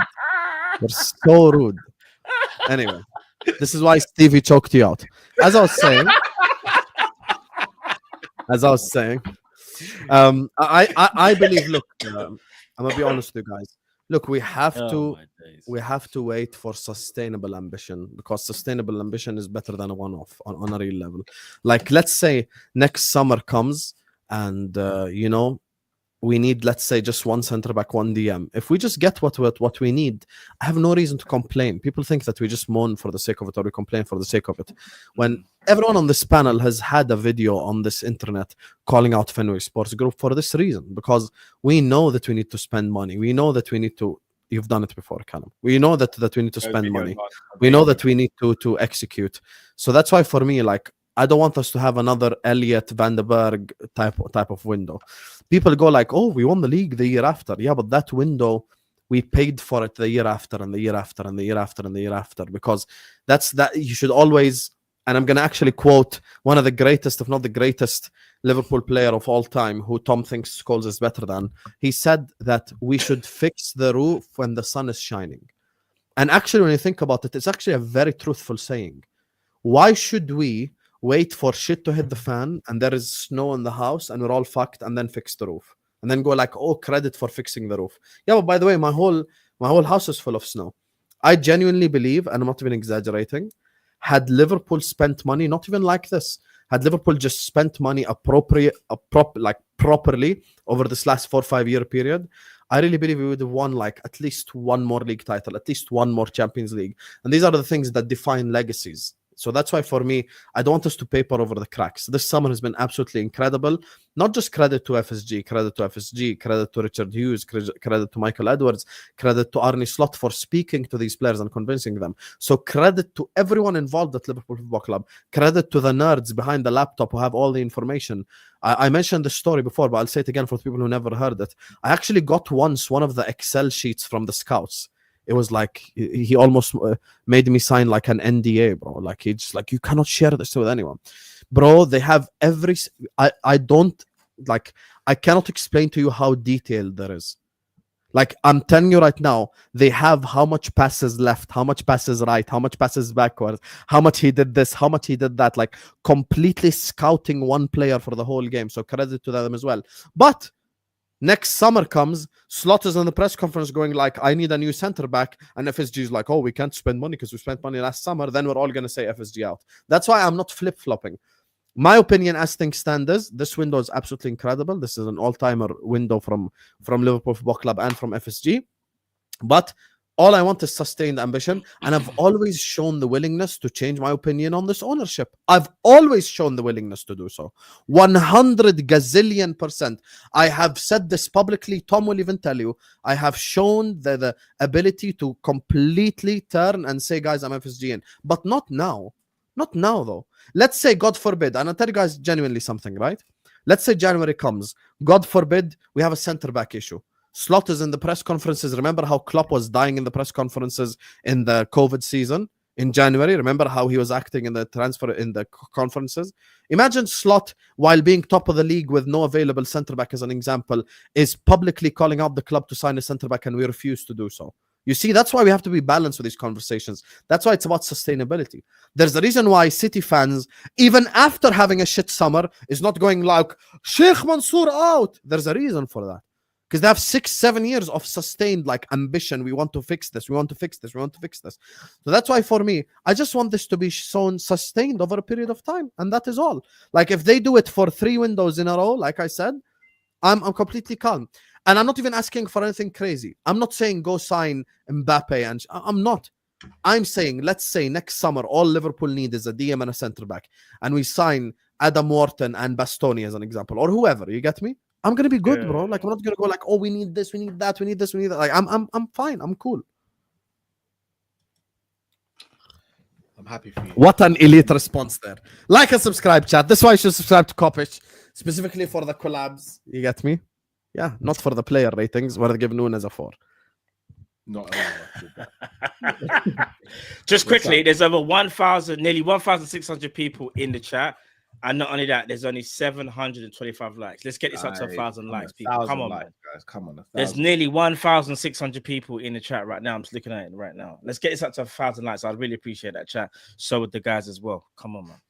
All right, let's hit up these supers. Zizi said Matt deserves this Isak signing the most. Thank you. Why Zizi. does Matt deserve it more? She knows. She knows why. I was the first. She? Who's Well, she? I'll let she, he, yeah, she, innit? Zizi. No, Zorais is a he. Is he? Zizi. Brother, that's a picture from the internet. You see an ass, you think that's a woman directly? I don't know. I have to be careful. I just said she, he. You have to be careful. No, bro. Zorais is a guy, bro. Big up Zorais. You have to be careful. I don't know. Damn, MK Mus says, big up Matt. I see that Zelda mug. Yeah, it is downstairs. Grown ass man watching anime. Wait. No, don't say nothing. Don't say nothing. Let him fry himself. You see what he did? Yeah, that's right. You go off screen. Man said Zelda and said anime. This guy, bro. Manish says, when did Bavuma join Kop-Ish? Very hard. He actually fully looks like him, by the way. It's not even a color thing. Oh, what that guy? Yeah, the one from Brother, yesterday. let's not. Because that's just racist. That's just Yeah, racist, but you put Isak behind bars. I didn't put it behind bars. I didn't make that. That was AI, bro. Yes. ADLFC says, is 150 too much for Isak and would it affect Liverpool? No. No and no. No. We're rich. R. Thompson says, rejection is all part of the PR damage control for Newcastle. We tried our best, said no to bids, offered contracts, but he still wanted to leave. Isak is coming to Liverpool. Agreed. People also say goes that, on to Matt, say- be careful. You're just going to get a timeout or you're going to get a ban. I'm not No, starting don't time them out, you dictator. That stupid propaganda. We're just going to be outlandishly be racist because it's Look funny. at this fucking We dictator. ain't doing that, blood. Nah, not on this show. Nah. Bro. Music, the striker in our team. He's Alexander Isak. Alexander Isak, the striker in our team. That's how you sing it, mate. The guy has put music emojis. Big up Mariam. You get me? Music But emojis. he's not going to be number 66, is With he? a dollar sign. You can't even sing. The striker. I'll do it for you, Mariam. I apologize because of the bums on here. I've got Tom who's sat here like it's a fucking funeral. I've got those two who think they can't even sing a song anymore. The striker in our team. The striker in our team. He's Alexander Isak. He's Alexander Isak. He's Alexander Isak. The starter, the striker in our team. Get the song right, blood yellow, Sam. Flip it can't even now. sing They this song, didn't mate. want to hear you. Are you sing, mocking me bro. because I'm Arab? It's my second language. Oh my god. How many languages do you speak, mate? How many languages do you speak? I speak 3. Yeah, don't let me shop my education. Say check up bahas Malayo. I speak two languages. I speak two languages. Di Malaysia dua tahun. Tetapi saya tak singgah cakap sikit-sikit. See? I speak bahasa What? Malayo. Bro, I as well. don't know what you're saying though. I'm speaking Malay. Yo habla español poquito. ¿Y tú? Sí, unos, That, dos, was, tres, that cuatro. sounded French. racist. That was French. No, Yeah, that was French, isn't it? Spanish, you uncultured fraud. I speak No, two say that, languages. say that bit again. I The speak- last I speak bit. Say that Vamos bit again. fast, Callum. Because I know French. What did you say? That last bit. That last bit you said. Yo habla español poquito. Oh ¿Y yeah, tú? yeah. There you go. That's not There French. you go, That's definitely not poquito. Unos, That's not dos, French. tres, cuatro. I know I speak you two want- languages. No, yeah, man's counting up. Yeah. Unos, dos, tres, You cuatro, know I cinco, want seis. ya. Yeah, we I know know. you I- want I me. I speak two languages. I speak English and I speak Patois. So Patois is not a language. Stop it. Stop it. Stop it. Patois is not a language. are you saying Patois is Jamaica's not a language. It's Are you not a saying language. Jamaica's not a relevant country, Sam? Is that what we're doing? No, Patois is Trying to not a disrespect language. Jamaica. Are you saying What we're just trying to patty do? munchers? Is that what you're saying, Sam? No, Callum. Jamaica's Callum. a patty No, munchers. no, Is we that what you're here. saying, We Sam? here. Voila. Callum, I I just want to say feel like something. I can't say anything in this section. Callum, I just want to say something. Don't be like a dunce, okay? Because it's not a There language. we go. Now It's not a language. bro. It's not a language. It's a Chat. dialect. It's a dialect. Speak to him. Tell Okay, him what he said. I'll tell you what is patois. Watch this chat. This is formal Arabic. أنا أتحدث اللغة العربية. أنا اسمي حسام. Okay? When we're talking in like Jordanian Arabic, it's like أنا بحكي عربي. أنا اسمي حسام. See? It's not a language. It's just different dialect. Yes, Patois, specifically Jamaican Patois, is considered a language, specifically a Creole language by many linguists within Jamaica. Sweet. I can speak 2 languages. How about that? No, you can't. Same. No, you can't. Are you saying I just You drink just, what you watermelon trying to and say? drink- Are you just don't saying I exist. drink watermelon? AI is lying. AI is a liar. Saying it don't exist, bro. AI a liar. Wow, so our country's not even relevant. That's No, what you're I never saying. said the country is You not. hate Hey, Bob big up Marley, is that what you're Jamaica. saying? Big up Jamaica. Big up to all the beautiful Jamaican women who followed me on Twitter as well. Back in the Spaces era, there was a good like 20 Jamaican beautiful women. They followed Big me. up to the beautiful Jamaican women. Hey, big up to all of them. I know some of them watch secretly. Big up. Was your whole line then? I'm not racist. I love Jamaican women. No, I never That's the said first thing you meant to, you know. Man said, I love Jamaican Never said women, you know. I, just wanna make that I really abundantly enjoyed clear. that section, guys. I'm so glad I didn't speak in that section at all. so Oh there couldn't be my any days. problems. Right, before this gets mad techie, yeah, let's just carry on with the suit. Yeah. David says, change the intro. It feels like an unskippable ad. Oh, Make us man. one then. Yeah, David. we do need to change the intro still. We We're need to get to going like. to. We're going Yeah, to. remember I You said keep saying we're get going sorted. to. I said Stop before it. Before the new by season start of the starts. season. I said Yeah, by the yeah, start we of did the say season. You before got the 2 new weeks, season Callum. You got 2 Yeah, You got I 2 know, weeks, I know. mate. I know how many weeks there are, guys. By the way, just so you know, wait, put me instead of Tom on the thing. If you want to put me on the intro, put me here because my haircut look nice and stuff. My biceps look good as well. You can see the muscle and Wow. shit. You get me? So Oh if my goodness. anyone's doing the intro, you get me? Just saying. Oh Whoever's my doing the intro, No, man said. let's go. Next super chat, please. You are But, shameless. but as well. guys, it's going to be a forfeit for him. Look at you flexing It's going to be a forfeit. He really doesn't want to do this. See the guys. triceps right here? Go to the gym, bros. Go to the gym, lads. Go to the gym. Ali A says the media behind no. Isak is an LFC player. I hear it. Eastwood says, come on, everyone, let's all buy 2 kits so we can get Isak over the line. Barely can afford this. God, thank you. 8 for me and the wife, 2 for the boy. I'm not gonna lie. Yeah, I'm gonna be bankrupt. I know I am. bro. Well listen, done. Hey, great super chat, Eastwood. There's too many in it. There's just too, and they ain't even released the third kit yet, and we know what kit that's gonna be. Aye. The rational red says Newcastle can play 4-4-2 with Gordon and Alanga. Mugs. Hey, big up Newcastle. Big up all That the is Geordie women as well. I can't lie to you. Are you just trying to do Kop-Ish dating, bro? Is this what we're doing? No, I can't even big up. Listen, my favorite accent is the Geordie accent. I swear to God, on a Man's woman trying that to bangs. advertise some type of Wallahi, speed on a dating woman that Kopish, you know. bangs. I'm from He's Newcastle. not wrong. Oh, Geordie on a woman is good. yeah. Thank you, Tom. See? Someone with taste. Not like Brum. Fuck Brum. Where's that come from? I don't know, bro. I don't even know where this show's going right now, bro. Can you just Omar read the says- super chat? Yeah, All I I'm said was trying big up to. Newcastle woman, and you're doing all this extra for what? Why are you doing all this extra shit? Have you Just 'cause picked it up says the big up the woman from Jamaican, the Newcastle. Newcastle women? I'll say it again. Do you want to know It who's seems next? to be Pat. Just want to know who's next. I'll tell you. Big up Irish woman. Big up Italian woman. Big up Arab woman as well. Big up to the East Asian woman. Big up to all the women from Malaysia, Indonesia, Singapore, Japan, Korea, China. You get me? All of them are absolutely gorgeous as well. And yeah, big up to the Somali woman as well. There you go. Big up to the Colombian woman. There was one who followed me when the Colombian guy was clipping me up. Big up to you.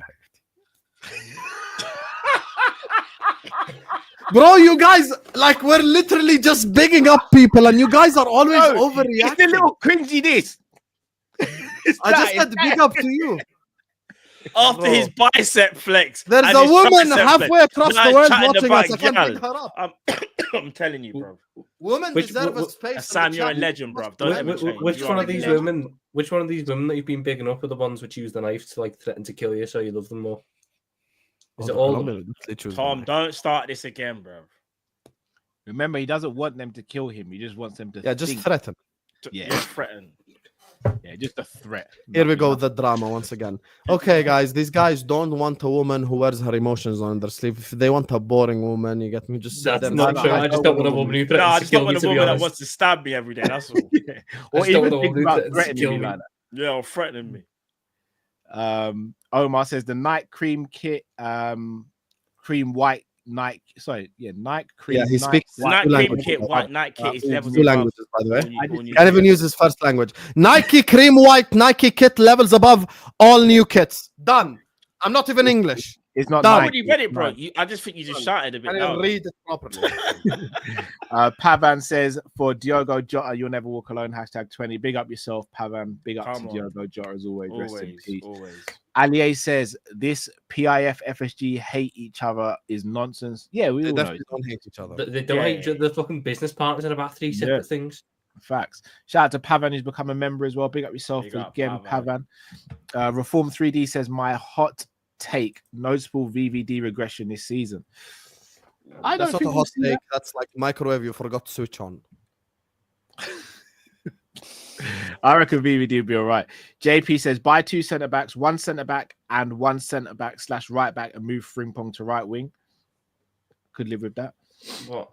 We bought Frimpong to play right back. For fuck's sake, why are we trying to put him right fucking wing? S Jot says great stream as per gents, best collab on YouTube. Also, Matt, apologies for comparing you to Bavuma yesterday. It's all love, man. Don't apologize. He looks like him. And this is why me and you are gonna fall out very soon.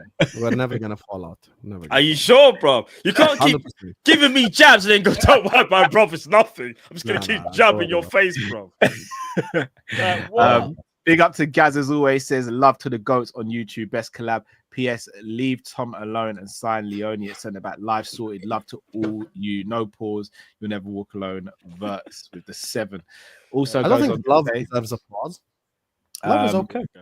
this one deserves a pause. That white kit, my missus wearing that in the verge position. Endo gum shield in. Let's effing go. I called for Zubani a while ago. Cheers, Jamie. So if I pick up like the women who view my content, you guys have all this reaction. This guy just said his wife in a position and no one said anything. Well, he paid money, so No, Gotta Gaz, respect them. this is Gaz though. This is Gaz. Yeah, Gaz. Basically, Gaz is a bit like Gaz, Jamie. Jamie, H, Yeah, and they're Pimp very Distress. like they just say whatever. They just Tron say and it. Ty are in that bracket, kind of. Yeah. Like Tron said, probably the wildest thing we've ever read here. To be fair, I think it was. Yeah, Well, I you think can't it was just- him, innit? Hold on. You Yeah. can't just drop that bombshell ever. and not say it. I don't know if I want to repeat it. No, you're gonna repeat it because you can't I'll just put drop it in that the bombshell. private chat. I'll put it in the Yeah, private. let me see chat. if it is what I think it is. It was mad. Like when I say mad, it was mad. It was crazy. Yeah, Um, yeah. What the fuck's that? Don't Google. Oh, What the hell is that? Yeah, this is what I'm saying. Don't. I don't even know what that is. Don't Google it, Sam. That's all I'm Don't going to say. Google it. Don't. Shall I open incognito tab to Google? It's a No, certain don't actor, Google Sam. it, bro. You're not going to want to see it, brother. Yeah, it's a certain actor. On a Friday as well.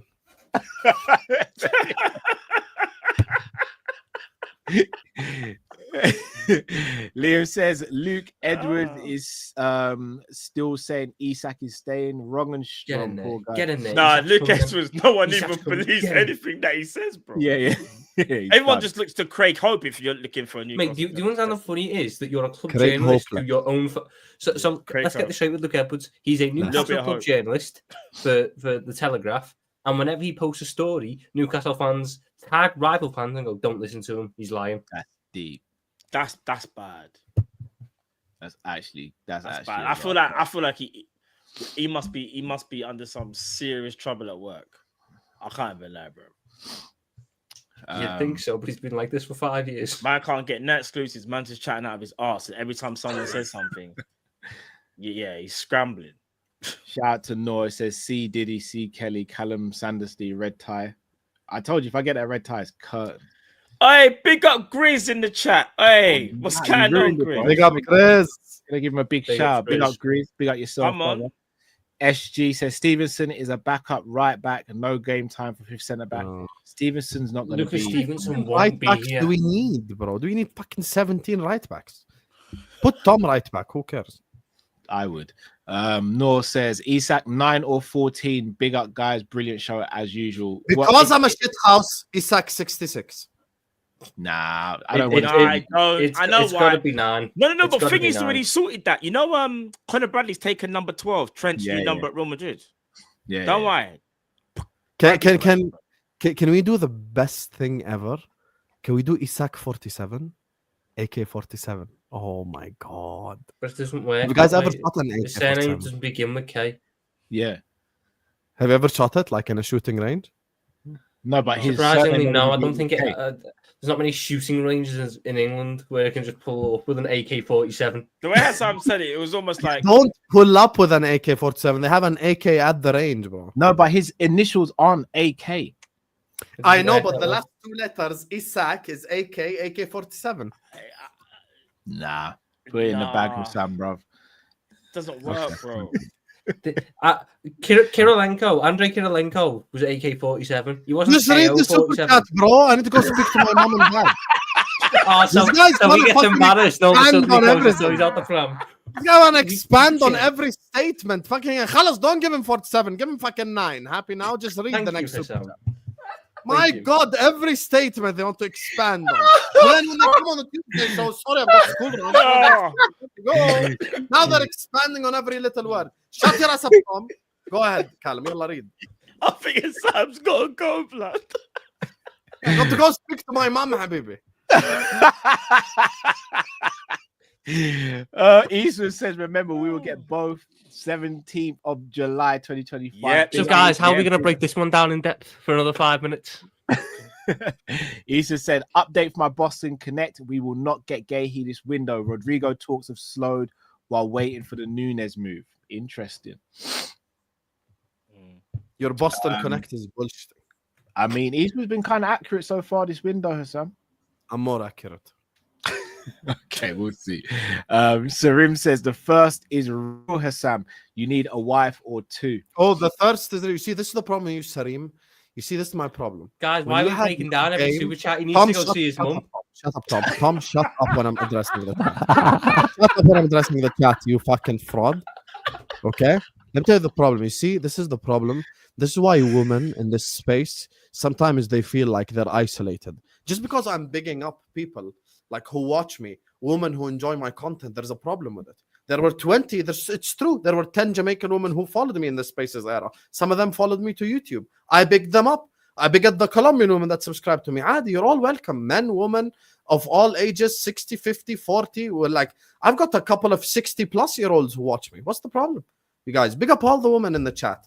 Big up all of you. Frauds fucking trying to set me up.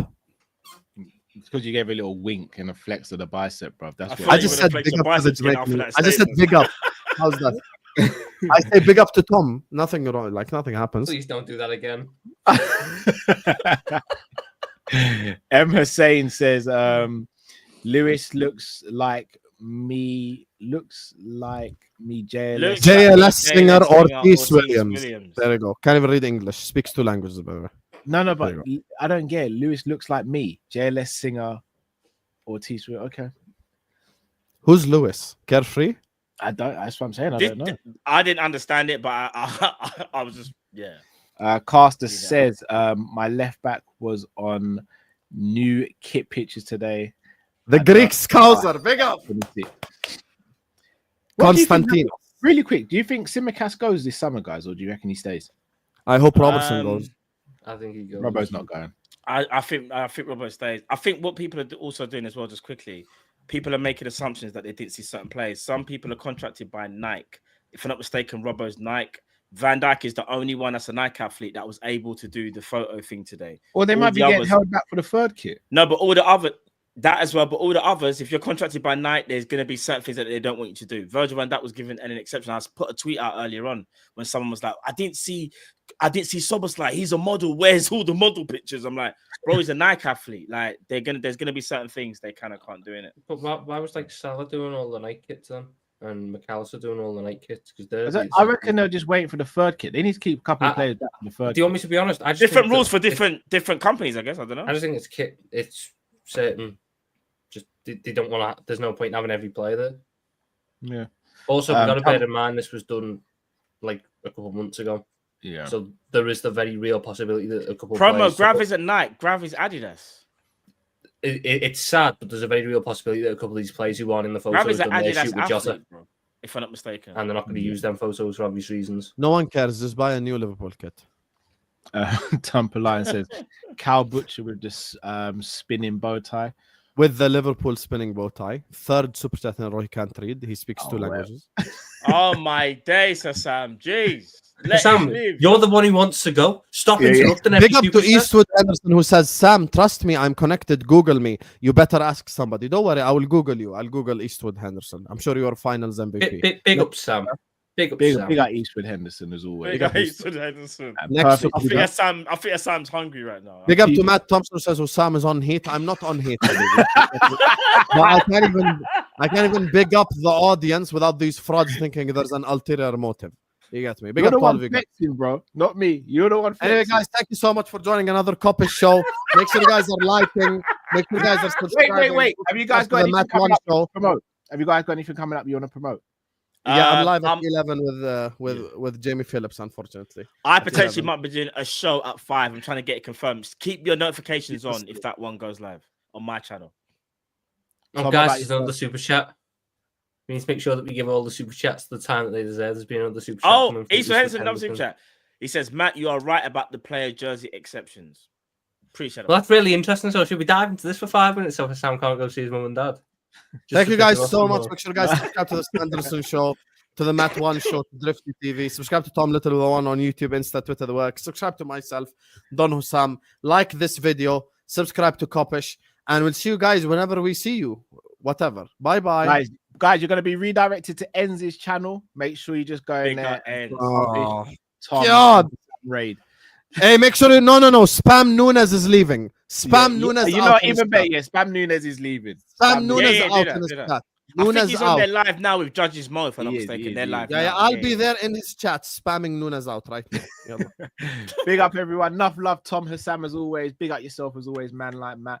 Chat, you guys are amazing. Till we see you again. Stay safe, stay Forget blessed. that one, We're Kopish. Oh, wait. Massive super chat. That was close. Big up to Eastwood again. Says here's another super chat to keep Hassam on. I think we should honor this. Well, guys. There's You're gone. there's an indie bomb in 14 minutes, so surely You're, you you're, stay you're on just over welcome there for for the me indie getting bomb. you $100. I want my cut. On tonight's Liverpool, you see you Eastwood Henderson, you fucking bum.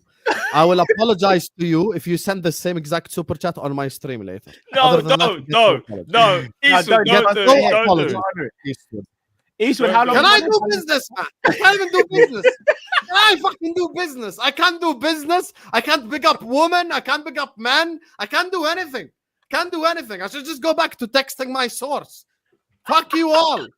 Kop-Ish is no longer the pound for pound best channel on YouTube, okay? I'm the best Liverpool channel on YouTube. Everyone sit on the ground, okay?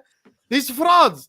Every time I pick them up, Eastwood. It out. Me and you will speak later. Big up to you guys. خلاص حبيبي click and stream يلا. When he says I'm being serious.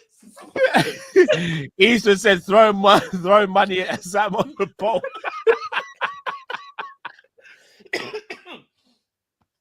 Oh my days. Oh man. No, I'm not gonna lie. This is an elite guys, stream. I Honestly, can do elite another half stream. an hour. I can do another Elite half an hour stream. if you want.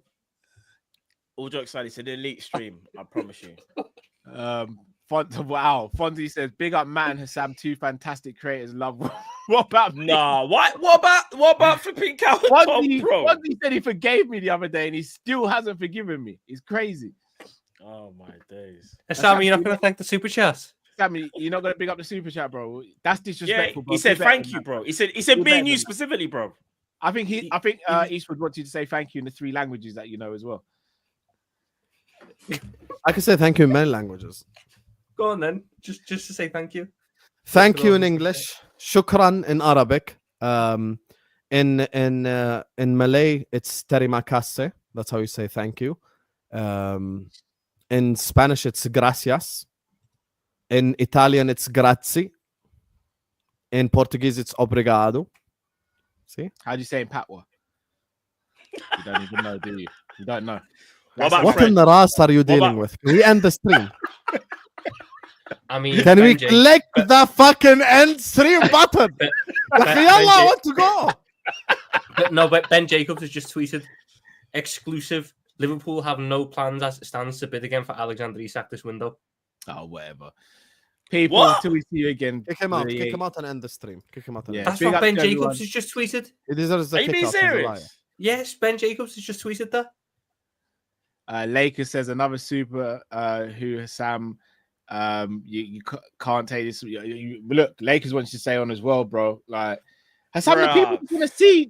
Aren't you happy that the people love you? want you to stay? Nature of Newcastle's rebuttal means Liverpool will not follow up with a second offer, regardless futile unless Newcastle change their stance and contact Liverpool. Offer rejected at 110 million. What? I actually did say it. Tom ain't Yeah, he lying. did say it. I'm Yeah, not no, Yeah, he he fucking actually said did. I'm it, looking at but- it now. Guys, it's fine, man. خلاص, we'll unpack this Eastwood thing. says appreciate in Southern Americans. Yeah, that's how you say thank you. Appreciate it. No, you don't. You say first of all, Southern American is not a language. It's South America is a continent with people who speak Spanish and Portuguese. no. He says Southern American as opposed to South America. Oh, like Texas and shit. Yeehaw. That's correct. In Patwa, you can say it in many different ways. You can say blessings or Irie. Say Irie, Hassam. I'm actually just gonna click leave studio. See you guys later. Now, big up everyone. I want to discuss fucking patois, bro. Yalla, habibi.